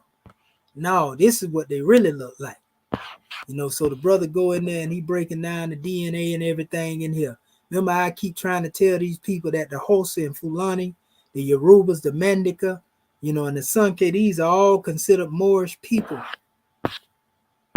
You know, they all come from that particular area. Look, who are the descendants of the Ibero-Mauritans? Again, you see, they even go into the fact that we was the original Eurasians before the European. And then they go to talking about the ghost people that we spoke of. We already went into the ghost DNA, so we ain't got to go there no more. What does the DNA say? I showed you what a ghost DNA was. It says present-day North Africans are trying to claim they descend directly from the Metya-Afalu. It says, but there's no evidence of this. North Africans also like the use of the argument of the indigenous Berber component of mtDNA U6EB1 belongs to the white-skinned Berbers and Europeans. However, they ignore the fact that other Africans also show a connection to these lineages, like the Hosa and the Fulani people. So the Hosa and the Fulani people connect to the Ibero-Mauritans is what he's talking about. You see? And they also talking about the connection to the ghost gene. You know, here's this garbage they be trying to put out here. And he said, yet while North Africans still think the ancient North Africans look like this. You know, the results point to a Middle Eastern origin of Cheddar Man, suggested that his ancestors would have left Africa and moved, which connected to the Britain, continental Europe. And they actually depicted the expression like that. But it says, who were the Eurasians? The first Eurasian would have arrived in Africa, black skin or mixed race. How their genes were acquired, they say, while white Libyan waves of white skinned Europeans and West Asians that enter North Africa at a much later date. Nonetheless, they were they were supposed to be not the last possible scenario could be the black African men that carried the E1B1B left Africa mixed with the West Asian women of the, I want to say E1B1B. It says, in other hand, I made a mistake and clipped that out. It says, in the lineage of the world, therefore meaning the North African Berbers, it says were, were mixed race. And then it goes into showing the Hosa people, the Fulani people, and how they looked in this modern time. So we know good and well these are our people, man. You know, these Ibero-Mauritanian descendants. You know, they were pretty much Neo-Saharans, you see, and were responsible for Thahar Tikit, the Neolithic settlement of Mauritius, or the cattle, the Berbers, raided Dartar Tikit, eventually invaded the city, while the Arabs of North African Berber, it says, later diluted into the ancient Mauritanian gene pool, it said, and settled in North Mauritius. You know, and this is where you have the mixture coming from with these brighter looking Moors that they talked about. But more of all, these were your original Moors, your original Ibero-Mauritanians. They even went on here and touched on Ramesses here and showed their connection to Ramesses. So that makes it even more fire because my DNA is 85% West Sub-Saharan West African part itself. And then I also have a connection to Ramesses, so it's running right in line with this history that they giving right here. You see what I'm saying? And this is not just my history, it's your history too, family. If y'all do y'all DNA, I guarantee y'all carrying the same markers, that I'm carrying.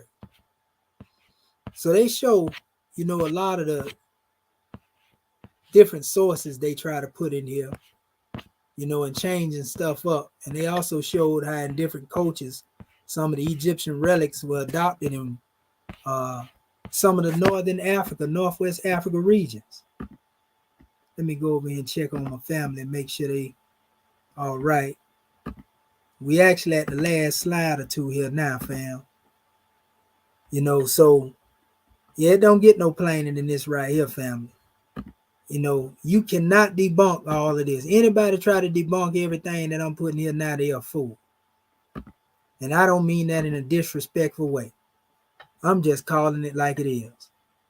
You're a fool to try to debunk all this evidence that I'm putting up here.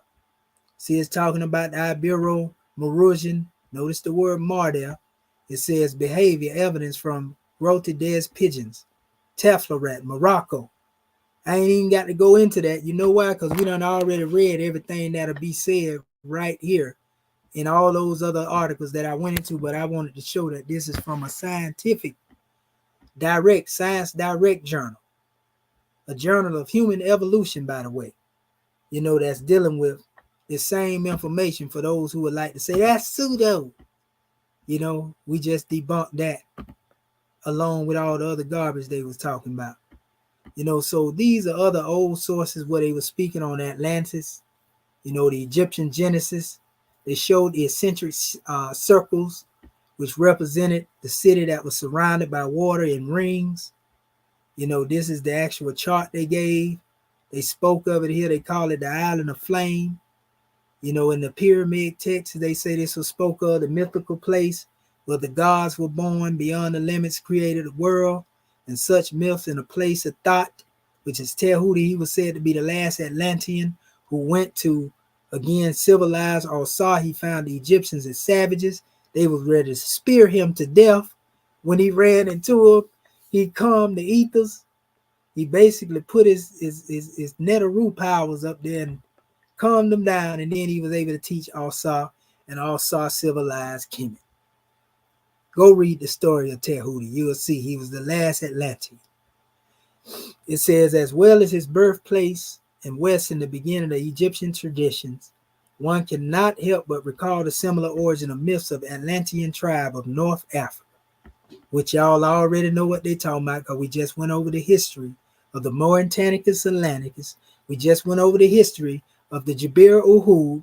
We just went over the history of the Ibero-Maurusian.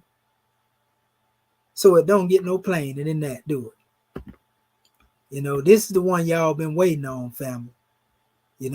This particular history we're running down here, and all you got to do is research everything I'm telling you, and it's going to check out.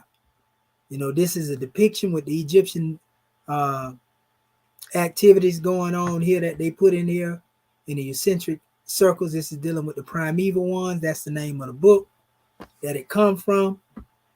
Go further in recent discovery. This is a picture of the Recat structure, a real picture. That's how it looked today. Those rings that were surrounding this place in water were washed off of the surface, and they washed right off the edge of, the Moroccan area into the Atlantic Ocean. And that was the destruction of what they call Atlantis. This is called the Recat structure off of the coast of Mauritania in Morocco. And that's what it looked like from the aerial view. Thought was born in a distant country to the west, which was across the body of water. Its main city was by the sea, Plato's metropolis. The land possessed volcanoes in the city and had a low mountain, a large hill in the center. This land is sometimes referred to as the Island of Flame. The Book of the Dead, the hymn of Ramesses IV in the pyramid text like Poseidon, the earth shaker, and Thoth is sometimes called the cleaver of the earth. They call the scimitar the cleaver of the earth as well. The papyrus of Ani, and I want to say that's like chapter 51 maybe, if I ain't mistaken. But anyway, so it went into the story of the sinking as narrated by Solon, the Plato's ancestor. by the Egyptian priest that was given to Plato. They say they got the story for the Kemites about the sinking of Atlantis. You know, the mighty convulsions destroyed this last remnant of Atlantis, and the island sank so rapidly under the sea that it created a huge tidal wave which swept the low lands of the earth and left, it says, in men's minds a tradition of a vast devastating flood. As Atlantis sank under the waves, and other parts of the earth, such as the desert of the Sahara, rose up, and what was once inland sea of Central Asia became what is now the Gobi Desert. It says, and the earth took on more and less its appearance of the day, that Atlantis is not a mere myth as easily seen when we look at figure 25. And I showed you that earlier. So that's why they even found whale bones up there, family, in the eye of the Sahara in the Mauritanian region, in desert land. Why would they find whale bone fossils up there in the desert sand unless water was there originally? Huh? So these are just, at this point, different calendar histories dealing with the primeval age of the gods from 400,000, 32,000 BCE. This is an Atlantean age. It was many different ages of Atlantis, going all the way back to Lemuria. Remember, Lemurian is 1,000,000 years old, you see, according to this here. Going back to the ghost gene, ghost DNA, spirit DNA. We just showed you that spirit, you know, is connected to the ancestral aspect of the self. Primeval age of the gods. The incarnation of the highly evolved spiritual beings in human form on Atlantis. We call it spirit clothed with soul made in the form of Allah in the Moorish Holy Quran. Civilization develops in Atlantis. The city of the Golden Gates is founded. Occult sciences reach their peak in Atlantis. The Atlantean magic degenerates into sorcery, and war begins between the children of Allah and the One and the sons of Belial. Fall of man, Atlantis is destroyed. The White Lodge retreats underground. The second Atlantean period is 35,000 to 335 BCE. This is around the time when Tehuti was on the scene, a thought, as they like to call it. When he started the Kemetic civilization, Atlantean civilization recovers under the guide of initiates. The White Lodge Aryan Empire, the fifth root race, is established in the Gobi, which is the desert. This is foundation of the second Atlantean Empire, Atlantean colonization, establishment of the African, Egyptian, and South American colonies. You know, that's the time when Alsar was being taught. A Tehuti commentary impact of being a beginning of the Younger Drills and a global flooding of the destruction of the fragmentation of Atlantean landmass. The third Neo-Atlantean period, 10,961 BCE to 9600 BCE. Just as I showed you on the other map I was showing you earlier. Speaking of Atlantis, the second wave of Atlantean colonization into Egypt and South America, the rise of the Neo-Atlantean empires in the West, and the hegemony of Hierakonpolis in the Mediterranean. In the year of the Younger Drills, final destruction and submersion of Atlantis. That's when Atlantis sank and became the look as we see it today. A worldwide rise in sea levels and desertification of the Sahara. So the desert is now out there. This is why I said the dinosaur bones and all that was found. Post-Atlantean period, 9600 BCE, 2100 to 34 BCE, well, 21,134 BCE, 2100, 2134, whichever way you want to say it. The fall of Hierakonpolis, it says, and then the Thulian invasion of the Mediterranean from the north, the first wave of sea people migrations, worldwide collapse of the Neo-Atlantean civilization, beginning of the Dark Age, subsequent migrations of sea peoples to the Pelasgians, into Europe, and the Mediterranean birth, European megalithic civilization, post-Atlantean missionaries become the founders of the first historical civilizations in Egypt, Sumer, Mesoamerica, and the ring of the Nephilim. This is coming more up into the modern term where we are now, you know, in the history that we receive from that. This is basically the same thing being said again here, but it goes a little deeper because it talks about the fall of the old kingdom of Egypt, decline of Sumer, departure of the gods, the sacred center of Manvantara basically becomes concealed at the beginning of the Kali Yuga. See, all that's getting down into like, the more modern times. But it says in several ways corresponding to the major, let me make sure I got, corresponding to the major upheavals and global cataclysms, and it was thus not a single or even a continuous episode. The last wave of Atlantean colonization, which we went over already, this is just reiterating it in a different source. In the aftermath of the great Atlantean cataclysm of 10,961 BCE, is perhaps the best documented.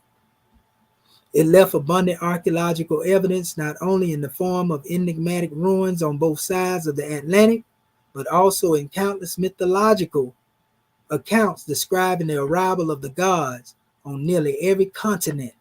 And this history is actually recorded.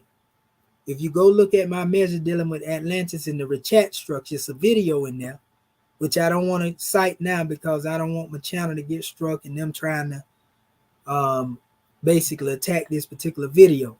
But it actually tracked that time when he did the reports on the fossil findings, that they actually went back to this exact time period of 10,000 years ago from our time.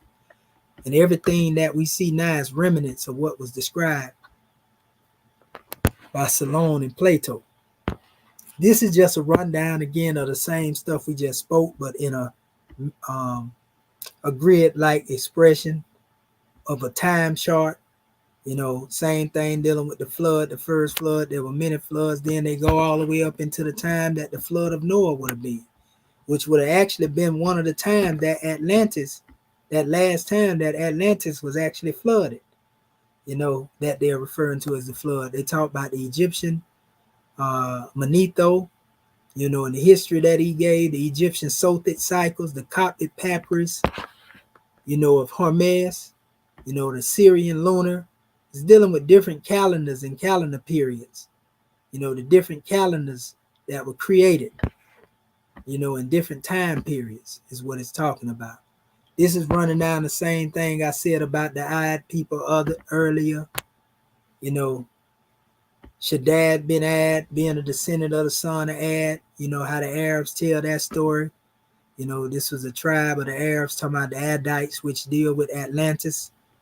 This is a depiction, of the modern day North Africans, of what they look like today, and this is a connection to them here in this particular website, which is mrimhotep.org.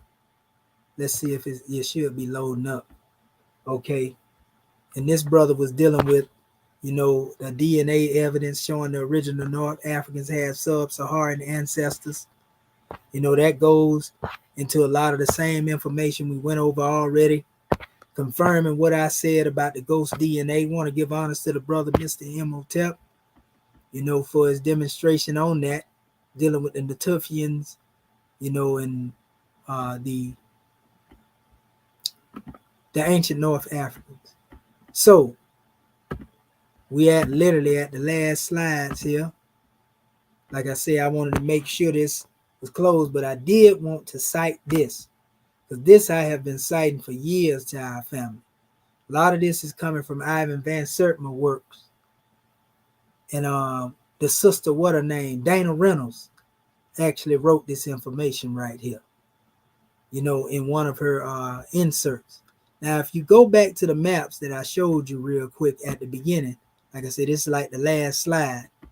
Notice the names that was used on the map. See the name, the Gramantes, Atlantis, right? See on this map here, you see Mauritania in the same area that was on this map. This is Herodotus' map. Then we have here the Marusi that are mentioned here. Gramantes again on this map, Carthage.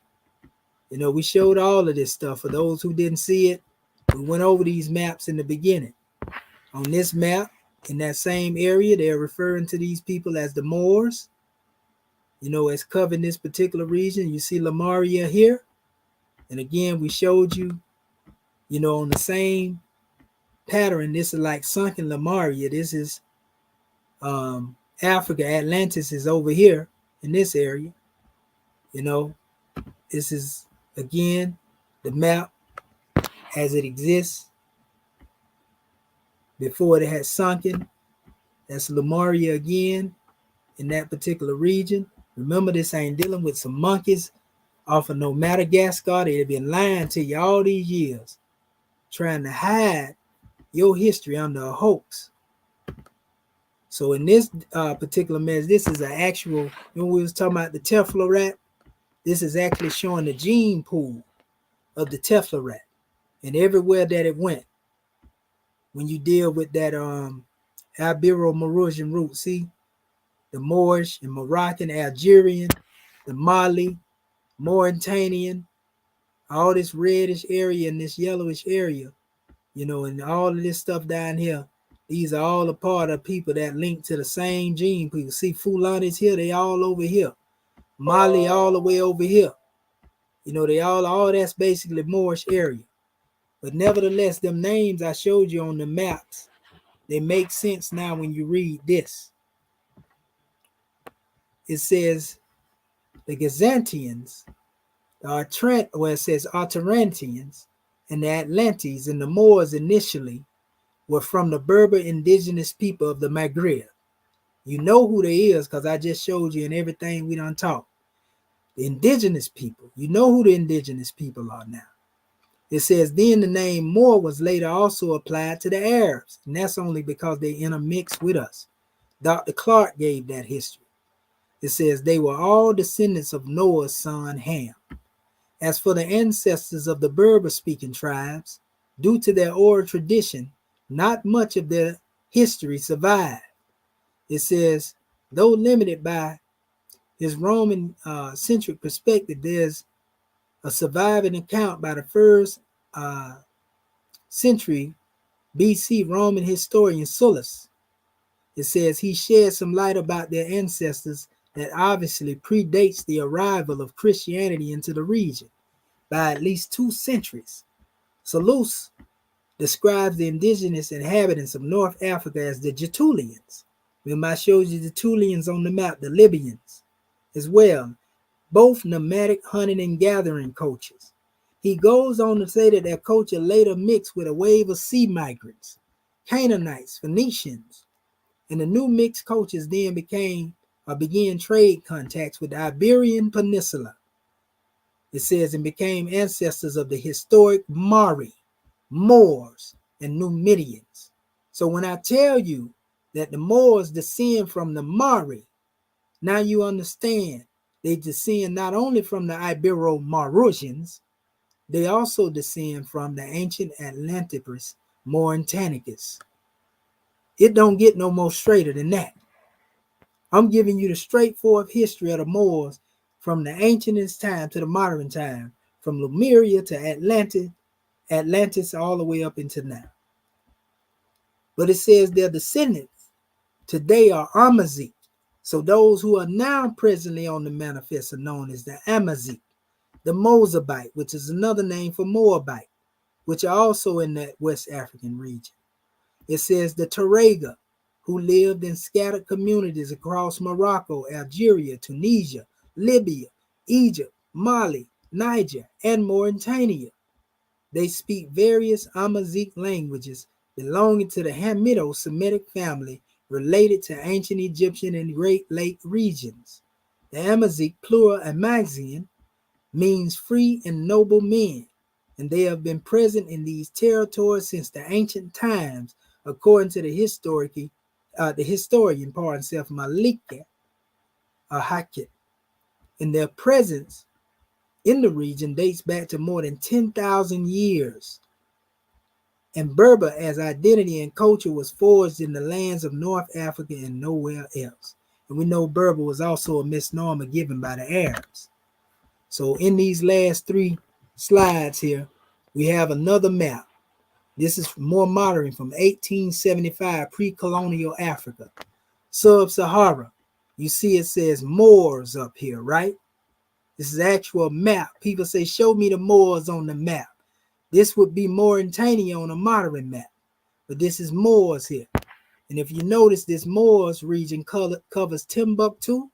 It covers Senegal as well, Senegambia, which is the major part of my DNA.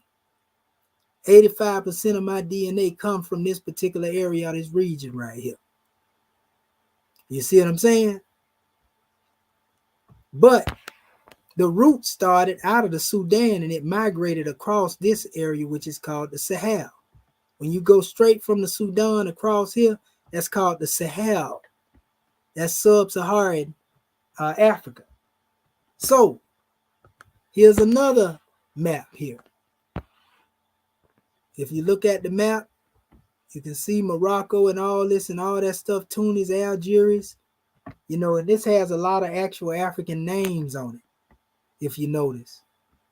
You know, it's like this is actual African map, family. It's the African map right here. You know, so you can find all of this stuff. All you got to do is just do the research. And when I was showing you up here the DNA markers, this is actually a website too. I don't want to leave no stone unturned. This is dealing with science, and it was talking about the sub-Saharan Africans again, North African Pleistocene. This is a real scientific website, and it's dealing with them same people in the same region, family. Ibero-Mauritian culture. You know who they is. Don't let nobody lie to you and tell you that these people is somebody else. That's right, family. They're ancient Damari. That's exactly who they are. Yes, sir. Yes, sir. This is exactly who they are. I dare somebody, you know, to come and try to come against this information. You know, they couldn't do it. You see? And this is dealing with my DNA at this point right here, just closing it out. I want to touch on some things and show y'all something real quick as I close this out. And I'm going to take you to my DNA. And I'm going to take you to the markers that are given. And let's go right here and deal with the haplo report on the paternal side. It's done been closed so long, it done closed out on me, I see. But that's all right. Okay. So it gave my haplo group, right? And it tell me where we come from. And these are the markers right here. Remember this, DEM1 45. Sometimes you'll see it as DEM1, you know, or EM96. And it's showing the migratory pattern. Notice it's pointing right over here. You know, it's showing that it goes, the EM6 goes right over here in the same region where the Ibero-Mauritians at. But it also shows, you know, this gene originating in the Sudan, coming out of that region. Now, it got it lit up for you right now, so you can see it a little better, showing you where all my DNA markers went. It says that the EM6 portion of my markers branched off over 60,000 years ago with the rise of the haplogroup EM96, simply called haplogroup E. And the common ancestor EM96 may have lived in northeastern Africa or in the Arabian Peninsula as well. So you can see the marker going up that way. Since then, his descendants have carried it throughout Africa, the African continent, and into the neighboring regions of Europe and the Middle East. So we can see it going into this region, all up here, here, all the way down here. You know, so that's where those genes went. You know, the DNA, the migratory pattern of it. I want to get to the real aspects of it here. See, when you get to the bottom here, it said, this is what they say, you share ancient paternal lineage with Pharaoh Ramesses III, right? Now, the key is EV38. You know, that's the main gene in the lineage, but it's actually called under another name as well, because they be changing the name of these, like the EM 4254 and all that right there. All these are different, expressions that's given measures. This is where you can definitely see my Moorish roots here, dealing with the Kosa people, and all of those types of people, Mozambique, my DNA go in a couple of areas, like I say, like some of y'all's as well. You just got to do the test. But watch this. I'm trying to get in that other area because it did talk about my haplogroup going back to 275,000 years ago. That's haplogroup A. I want to deal with this one right now. I'm going to go to the EM96, in the EM2 and all of that right there. Because that's all dealing with Ramesses, in my DNA particularly. This EM2, is connected to the same markers that I was speaking of earlier and all the history that I gave. This is your haplogroup that's dealing with the E1B1AM2. This is the Y chromosome DNA haplogroup EM2, primarily distributed within sub-Saharan Africa. More specifically, EM2 is the predominant subclade in West Africa, Central Africa, Southern Africa, and the region of the African Great Lakes. It also occurs at the modern frequencies in North Africa, Middle East. EM2 has several subclades, but many of these sub-haplogroups are included in either EL485, EU175, EM2, especially common among Africans who speak Niger-Congo languages and was spread to Southern Africa and East Africa throughout the Bantu expansion. Now, in these particular measures here, there's a powerful piece of information in here that talks about this gene.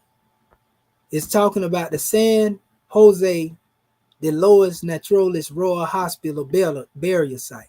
So this same gene in Kemet came through one and reached one that actually was in Mexico City, family. And it says 3 enslaved West Africans of West African and Southern African ancestry dated back between 1453. That's before Columbus got here, though. They saying enslaved, but this is before 1492. You see? But anyway, 1453, who were they being enslaved by? Are they assuming that these were slaves? No, to me, these were people that were already here. But anyway, but they came from Africa. Some were here and some came. So it says 1436 CE were found carrying one haplogroups of E1B1A1, C1b, and EM2 63.2, L12, and another carried haplogroups of E1B1A and EP278 and 0.1 and EM, what that is 425, L3D, and I got L3 in me, but this is showing you the connection. This is showing what they call the human leukocyte antigen, alleles. It says further confirm the individuals were of sub-Saharan African origin. So this is proof of Moors actually coming from Africa, going into Mexico. Here it is. Here, look. Portugal, Quebeco, Almeria. In Portugal, an enslaved West African man who may have been from Senegambian coastal region, Gambia, Mauritania, or Senegal, same place where they say my DNA come from, carried haplogroups E1B1A, L3B1A, was buried among the shell middens between the 16th century CE and 18th century CE.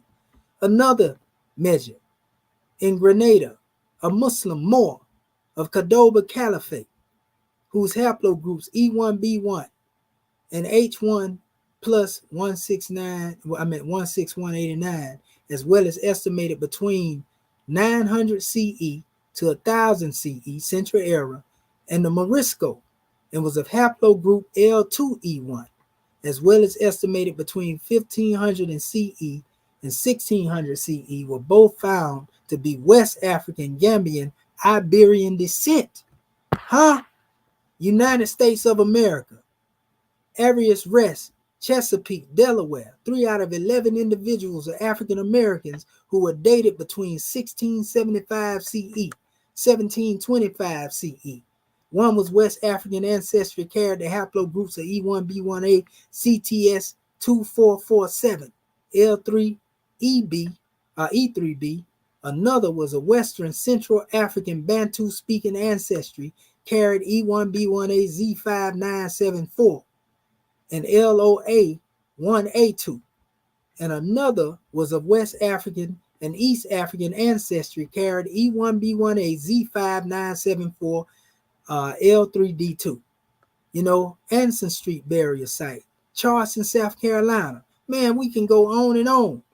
We just came from Kemet all the way into Mauritania, and we just came all the way into the United States of America from Spain, Portugal, Cordova, and all of that. So you gonna tell me Prophet Noble Drew Ali was a liar when he said that we come through this lineage and he didn't even have this technology?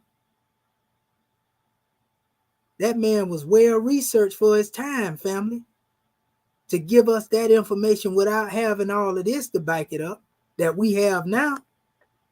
You can't honor that right there? Come on, man. Last but not least, dealing with the medical DNA, and it's talking about the sickle cell. You know, and it goes into, again, the Sahara and talking about the Cameroon now. Central African Republic, still the same DNA markers with the E1B1A demonstration. They went into the haplotype, talking about Western region of Arabia, West Africans, the Mende, Sierra Leone, bearing the Senegal sickle cell haplotype. They have migrated into Mauritania. You know, they're going into the North African connection again. They go into Egypt. They even touch Jordan and Lebanon, you know, in this demonstration. You know, it's going showing you where all these people come from, family. You know, we can't lie about this stuff. It's all here. And this is my last time going over it. I'm going to just direct you to this information right here from now on. You know what I mean? All the way into the Americas, family. So when Noble Drew Ali gave that history that he gave, he was spot on. The man was spot on, family, when he said what he said. Now, let me show you what really tripped me out, because I was looking at a free site here. I ain't going to say I'm ashamed, you know, because we all got a little bit of Eurocentric stuff. I just strike it from the record. But I'm going to show you some of the same stuff they just said, but this is going deep into detail on different individuals.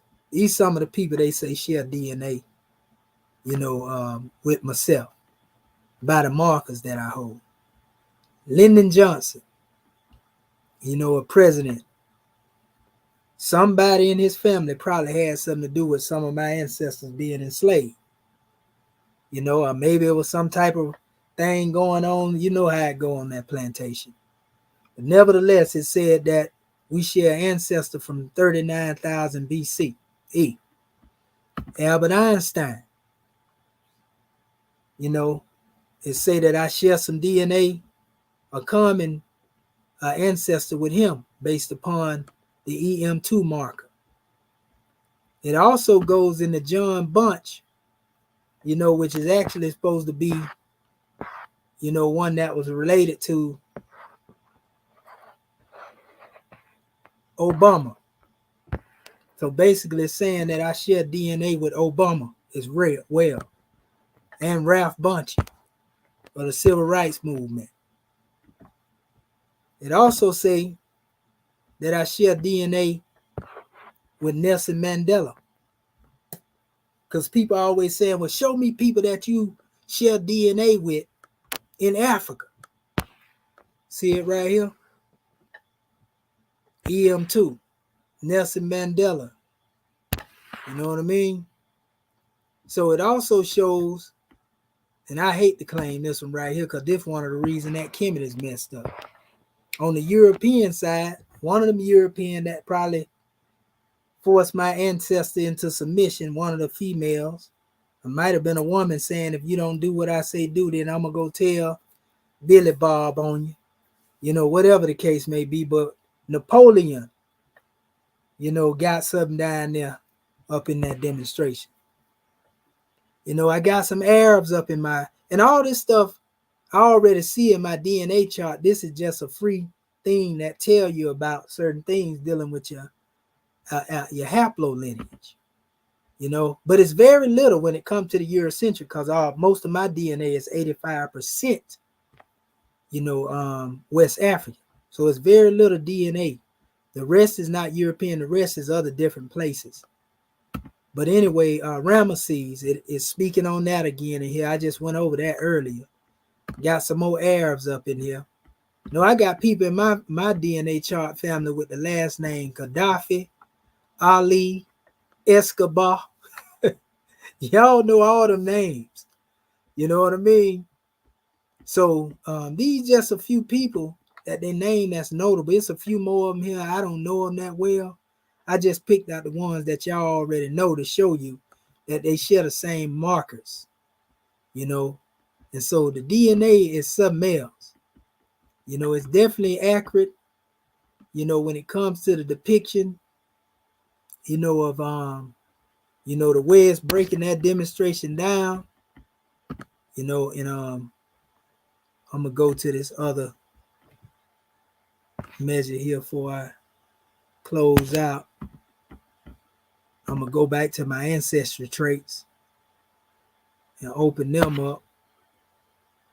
And I want to go to the part that show the actual breakdown of the whole DNA. Oh, here it go right here. This is the composition that I'm looking for.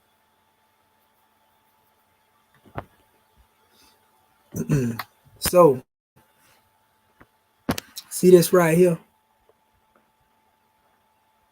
It says sub-Saharan, 85%. Sub-Saharan, West African. Nigerian, Ghanaian, Liberian, Syrian, Senegambia, which I was showing you the Moorish markers and all of that right there. Congolese, but the majority is sub-Saharan West Africa. Congolese and 11.2% of the European blood that came in by means of grape, if you know what I mean, of our ancestors.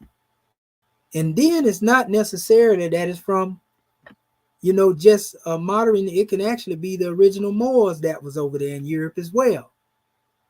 So you take that with a grain of salt, whatever the case may be, because we do know our people there, British and Irish.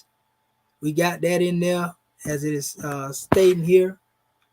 French, German, 1%, very small percentages of that stuff there. Then I have a percentage of Filipino, Australian, Austronesian, Khmer, Indigenous American, which shows proof because it was naming those markers that was in America. And this is what I wanted to touch on. My trace ancestry that's Egyptian, the 2%. And I'm going to go into that in a minute. This is dealing with my Egyptian heritage. Because people are like, you always talking about you Commission. How you going to be Commission? You ain't got no Egyptian blood in you. And just so happened when I did my DNA test,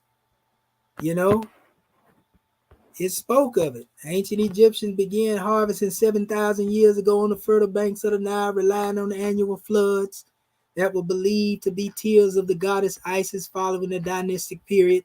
Egypt was ruled various times by Nubian and Persian and Greek and Roman empires, though these centuries of foreign rule had little impact on the Egyptian DNA. Since the 7th century of Islamic expansion, which brought additional linguistic and genetic diversity to the Nile River basin, it says a uniquely Egyptian genetic signature emerged. Today, this ancestry reaches the highest levels in the Nile Delta, but is also found throughout Egypt and southern Levant. Curious about Egyptian history, art, and traditions, explore. It says a few of many nuances that make this population distinct. Unlike your ancestry, composition, identity isn't based on science. Of course, there are many ways you may choose to identify with your Egyptian ancestry, and this sampling of the aesthetics and flavors and traditions may inspire you. So they're giving you different stuff, to pull apart when, dealing with the foods and everything that we deal with in the Egyptian ancestry. And so these are some powerful measures here, family, to be able to go here. This is even a map. We was talking about the Ibero-Mauritanian earlier. And look at this, the Tafloret, right? When you click that, it opens up to EM78. EM78 is also connected to the same DNA or the gene pool, that go back to Ramesses. You see? I'm going to show you what I'm talking about. And the EM2 and 96 as well. So the connection, for example, right, up here in the Moroccan region, the same region of, again, the Ibero-Mauritanian that they have here. See it there? Ibero-Mauritanian. EM78, right? This EM78 is also connected to Kemet as well. I'm going to show it to you in a minute. That's EL19, EM81, pre-EM81. This is 78 and EM81. EM81. So we see a lot of EM81, EM78, EM33. All of them are connected pretty much. This DNA right here goes a long way, family. I'm going to show you the whole chart in a second. Like I said, we done went through all the slides. I'm just showing you this stuff on the map so you can see what I'm talking about. Okay, for example, this particular region, that's Ramesses DNA right there. EV22, the one that I have. You can see it down here in the region. Let me take this down and tell you, it's close to the Uganda region. That's really where they get the concept of Wakanda from too, by the way. But anyway, up here in the Ethiopian region, EM329 is also of that same, it's a branch of the same DNA. I'm going to show it to you in a second. So when you see the markers like that, and now you go up the Nile Valley, EM1, remember I was telling you about the DM1, EM96, that's my DNA marker. This is all up the Nile Valley right here. M96. I got all of that in my gene pool. See the EV22 and all that? Look at all that right there. So when I go back over here and I take you back to the same thing I was showing you earlier, my paternal markers, see it says EM96 and DM1, and then that's the 4-5, but EM96. So when we go back over here to this map,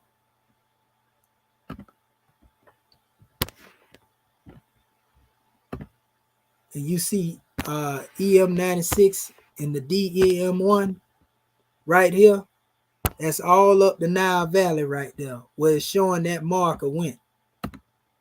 This is what we consider, Lower Egypt, up into this area, that's Ramesses right there. But also you'll find it in Luxor. That's the one I'm looking for, the Luxor location. I think it's right here. I just got to move my markers over right there. Hold up. Okay, let's see what it let me do it now. Well, I got to go over here. DM now. And notice this is what the Meroitic dynasties are as well. That's Khartoum. Where's that Luxor marker? Oh, there it is right there. And it actually says it up here. See, it says Ramesses III and Petenwit, that's his son. See the EM2, EV22,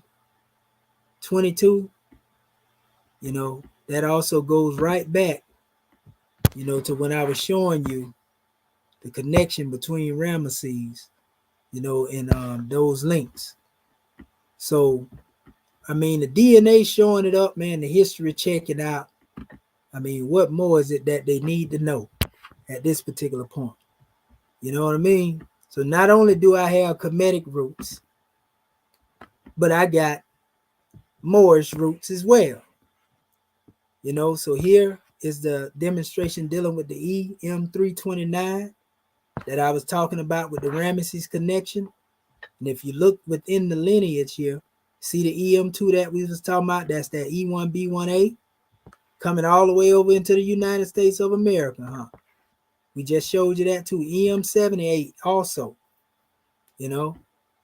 So it literally don't get no plainer than this. And if you go yourself and look up the EM2 ain't gonna lie to you.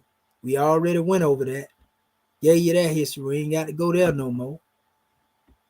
Trying to find that one other marker that I had. Not the EM2 there. Yeah, I did go over the 329. So I went over everything that was necessary to go into. But yeah, family, it don't get no plainer than this. When it comes to this history. And it is this group here, the L3 group. That's the maternal DNA. That's the Sudan, and it migrated. We showed patterns of that before, so we don't have to go into that. But those are all of the things that we have presented. And if you come here again, that 2% of my DNA that goes back to my Egyptian ancestor, to look at how far back 2% go. 2% is me, to my father, to my grandmother, to my grandfather, to my great-grandfather, and to my great-grandfather, great-great-grandfather rather, great-great and great-great-great-grandfather, and then to my great-great-great-great-grandmother. You know what I mean? So that's how far 2% DNA goes back, from the Egyptian aspect, so to speak. That's where it started at, and then beyond that, we go further. But these were the last two slides here, which I just showed you that information already, so I don't have to show it again. But that's actually Tehuti taking, who is supposed to be an ancestor of mine, or one who shares DNA with me, Ramesses, taking that one to be initiated, him and Heru, in the pyramids. And that's Ramesses again, the third, again, that I share the EM2 marker with. So family, it don't get no plainer than this. It's so much in here to where I can go for days and months.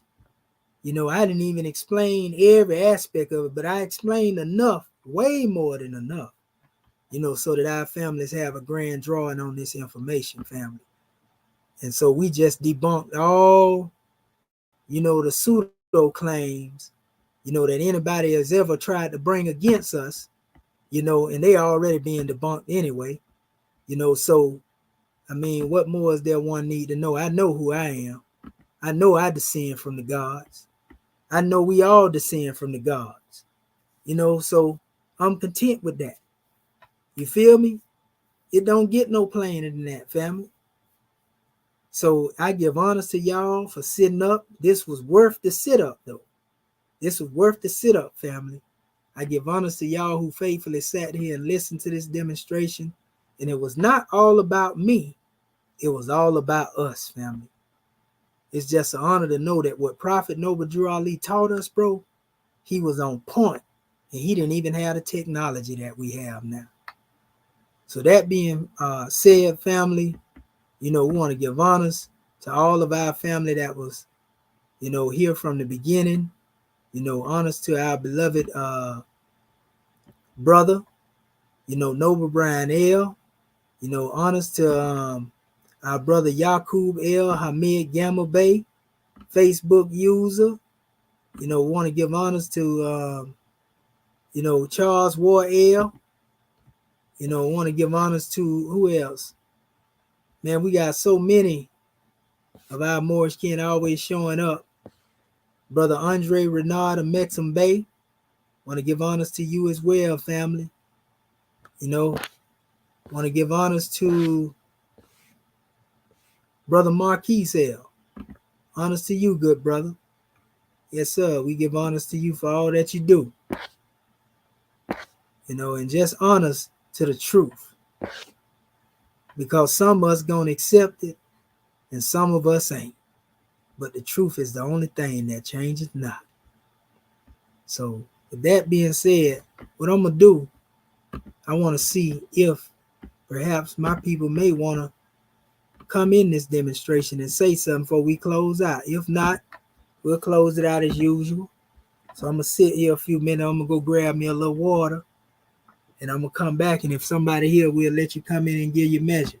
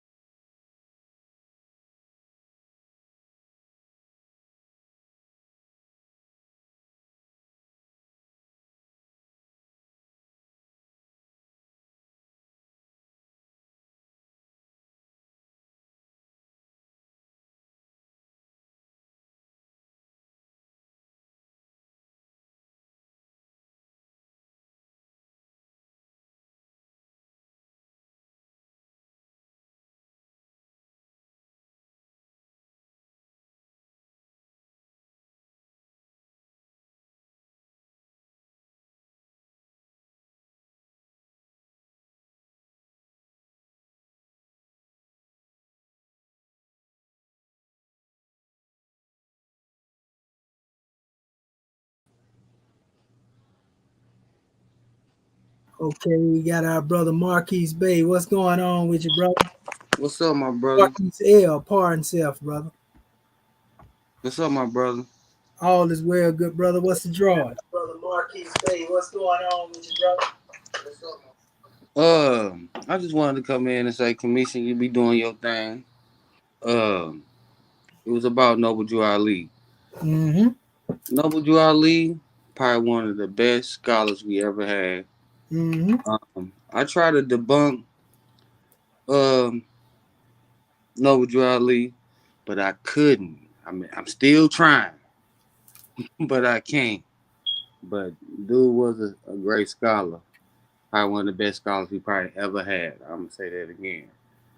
Um, that was a good lecture or performance you showed today, and I'm just giving you honest, bro. That's it. Oh yeah, well, all is well, brother. And all I was doing, and that's a good thing that you tried to debunk, the prophet. That means you were doing research that some Moors haven't done. You know Right, what I mean? And so right, that's how I was able to come into a lot of information I come into, not trying to debunk per se, but I want to see, the root of the knowledge. right. So though I honor the prophet, I did my own research on what he brought. You got to. And I see that he was very accurate without the technology that we have. Mm-hmm. And so I say, if you was able to do that, I'm wondering what was he getting his source information from over 100 years ago. Right. You know what I mean? Because he was reading information that was spot on, and he been gone for the longest. But another thing, he did what modern Moors can't do right now. Mm. In a short time, this man built the whole movement, had politicians behind him, but we've been here 100 years with his same teaching. Mm-hmm. Moors ain't been able to move nothing. Mm-hmm. And it ain't because his teachings are wrong. It's because we have our Moorish kin don't really want to apply what it is that he brought to the fullest. Everybody trying to do their own thing. Mm-hmm. Everybody breaking off into the schisms. And that's why we haven't been successful. I mean, see, you can't build a pyramid, Brother Marquise, and pull bricks out of it at the same time. Because, if you call yourself building it, every brick you pull out, the structure falling. Mm-hmm. And that's what happens when people break off and think they know more than the one who taught.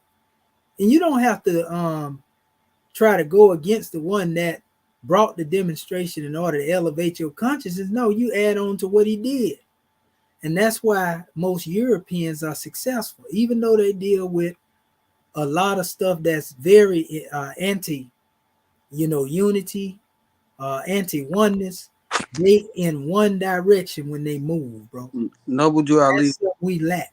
Noble Drew Ali was ahead of his time because I don't ever hear scholars to this day say the things or see the things that I seen Noble Drew Ali did. So dude was cold.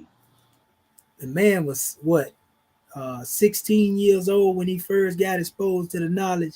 A young man. I'm talking about the part that we don't even hear about. I'm talking about way back during the Canaanite temple, not the stuff you see when he was pretty much at the end in 1928, 1929. I'm talking about when he was young, bro, like 27 years old in Newark, New Jersey. The man, like you say, he was way before his time. He was talking about being an Egyptian adjunct way back then when everybody thought they were Christians. This is before your Master Farad Muhammad. This is 4 year Elijah where he actually, Master Farad Muhammad actually met him at that time. That was like 20 years before he had met Elijah Muhammad. He had met Prophet Noble Drew Ali. I be listening to these Egyptian scholars, and I be like, how is you a scholar if you don't mention the Moors? You know what I'm saying? You don't mention the Moors, you don't mention the Berbers. Like, you got weak scholarship, brother. That's real talk. Yeah. And on that same note, and I know you got to lay it down, and I'm gonna do the same, but go back to our scholars, bro. Renoka Rashidi, John Henry Clark, Dr. Ben, Dr. Smalls, all them brothers, even our brother right, Kaba, none of them brothers disrespect the Moors, family. Every last one of them spoke highly of the Moors, even though they believe what they believe. You'll never hear now one of them brothers disparage the Moors, and they will show the connection between all of them, just like I just demonstrated. But it's people that's coming now that have been beat up by Moors. I watched this. I seen how the Moors beat Reggie up long before I even talked to him. So that's why every time I get on, he want to come at me, and he can't do nothing with me at all because I'm way worse than they was. Because a lot of them Moors don't know what I know. You feel me? I ain't putting them down. I'm saying that I did a deeper research, than they did. And so he couldn't deal with them. He can't get by me either. The same thing with Unc. Unc couldn't get by me. They would not get in the ring and have a discussion with me. And the sister Dulcinea been beating him up for a whole week now. You can't come in. You can't come. Thing I was saying about that evolution thing. Science, this is what I know about aspects of things in the proper context, bro. And I don't have to disrespect the scientists in order to be who I am. You feel me? I can honor science and I can honor what I honor. But they don't know how to do that. They feel like they got to cancel out Noble Drew Ali. They got to cancel out Marcus Garvey, in order to accept science. And that's crazy. Go ahead, bro. You can't be biased when it comes to this scholarship. Facts. Whatever comes new, and it's new, you didn't know it last year, it's okay to say, I didn't know that. All right, my bad. But they just want to stick to the same script. You can't do that. That's right. Scholarship. So I'm going to step down, Commission. Yes, sir. Well, peace and love, brother. It's good to see you because you always come and show love, but gratitude, brother. We honor you. You can come in here anytime, and it ain't going to never be a time we get in here, even if you disagree with a measure. Well, I'm going to kick you off the panel. I'm going to cut you. We ain't going to argue, bro, because that ain't how I get out. I know you're a smooth brother, Commission. Yeah, love. You know what I mean? You can come in here anytime, bro, and do your spiel. You know what I mean? I'm out. Islam. Peace. Islam. Yeah, honest to that good brother. So, we just say honest to all of our family, and it's been a grand bill. I see our brother Noble Brian brought that degree of the Demari to the manifest, the Moorish gods. And that's what it is, family. So gratitude, we love you. And the best is yet to come. We got some more. We're going to keep coming with these demonstrations. I got to shorten it up a little bit, though. I keep saying that, But unfortunately, I be putting so much up here in this information to where it takes longer than I expect. I'm researching it quick, so I think it's gonna go quick, and it's like, no, in order for me to get through this stuff, it's gonna be a little deeper. So there you have it, family. The true history of the Homo erectus, the Atlanthropus Mauritanicus, the Atlantis, Lemuria, aspects of things, the God gene, a.k.a. ghost DNA. And you already know that's us, family. So peace, love, and law at all costs. And we're going to shut this demonstration down and let our family get some shut out. So we love you with love and divinity. Make sure you like, share, and subscribe, and share this message with our people, and keep giving them the guidance and insight it is they seek. And when they ask you questions about, the Moors or the ancient Egyptians, go through some of these videos on your own time, and I promise you, I got a lot of answers to everything it is they looking for right here.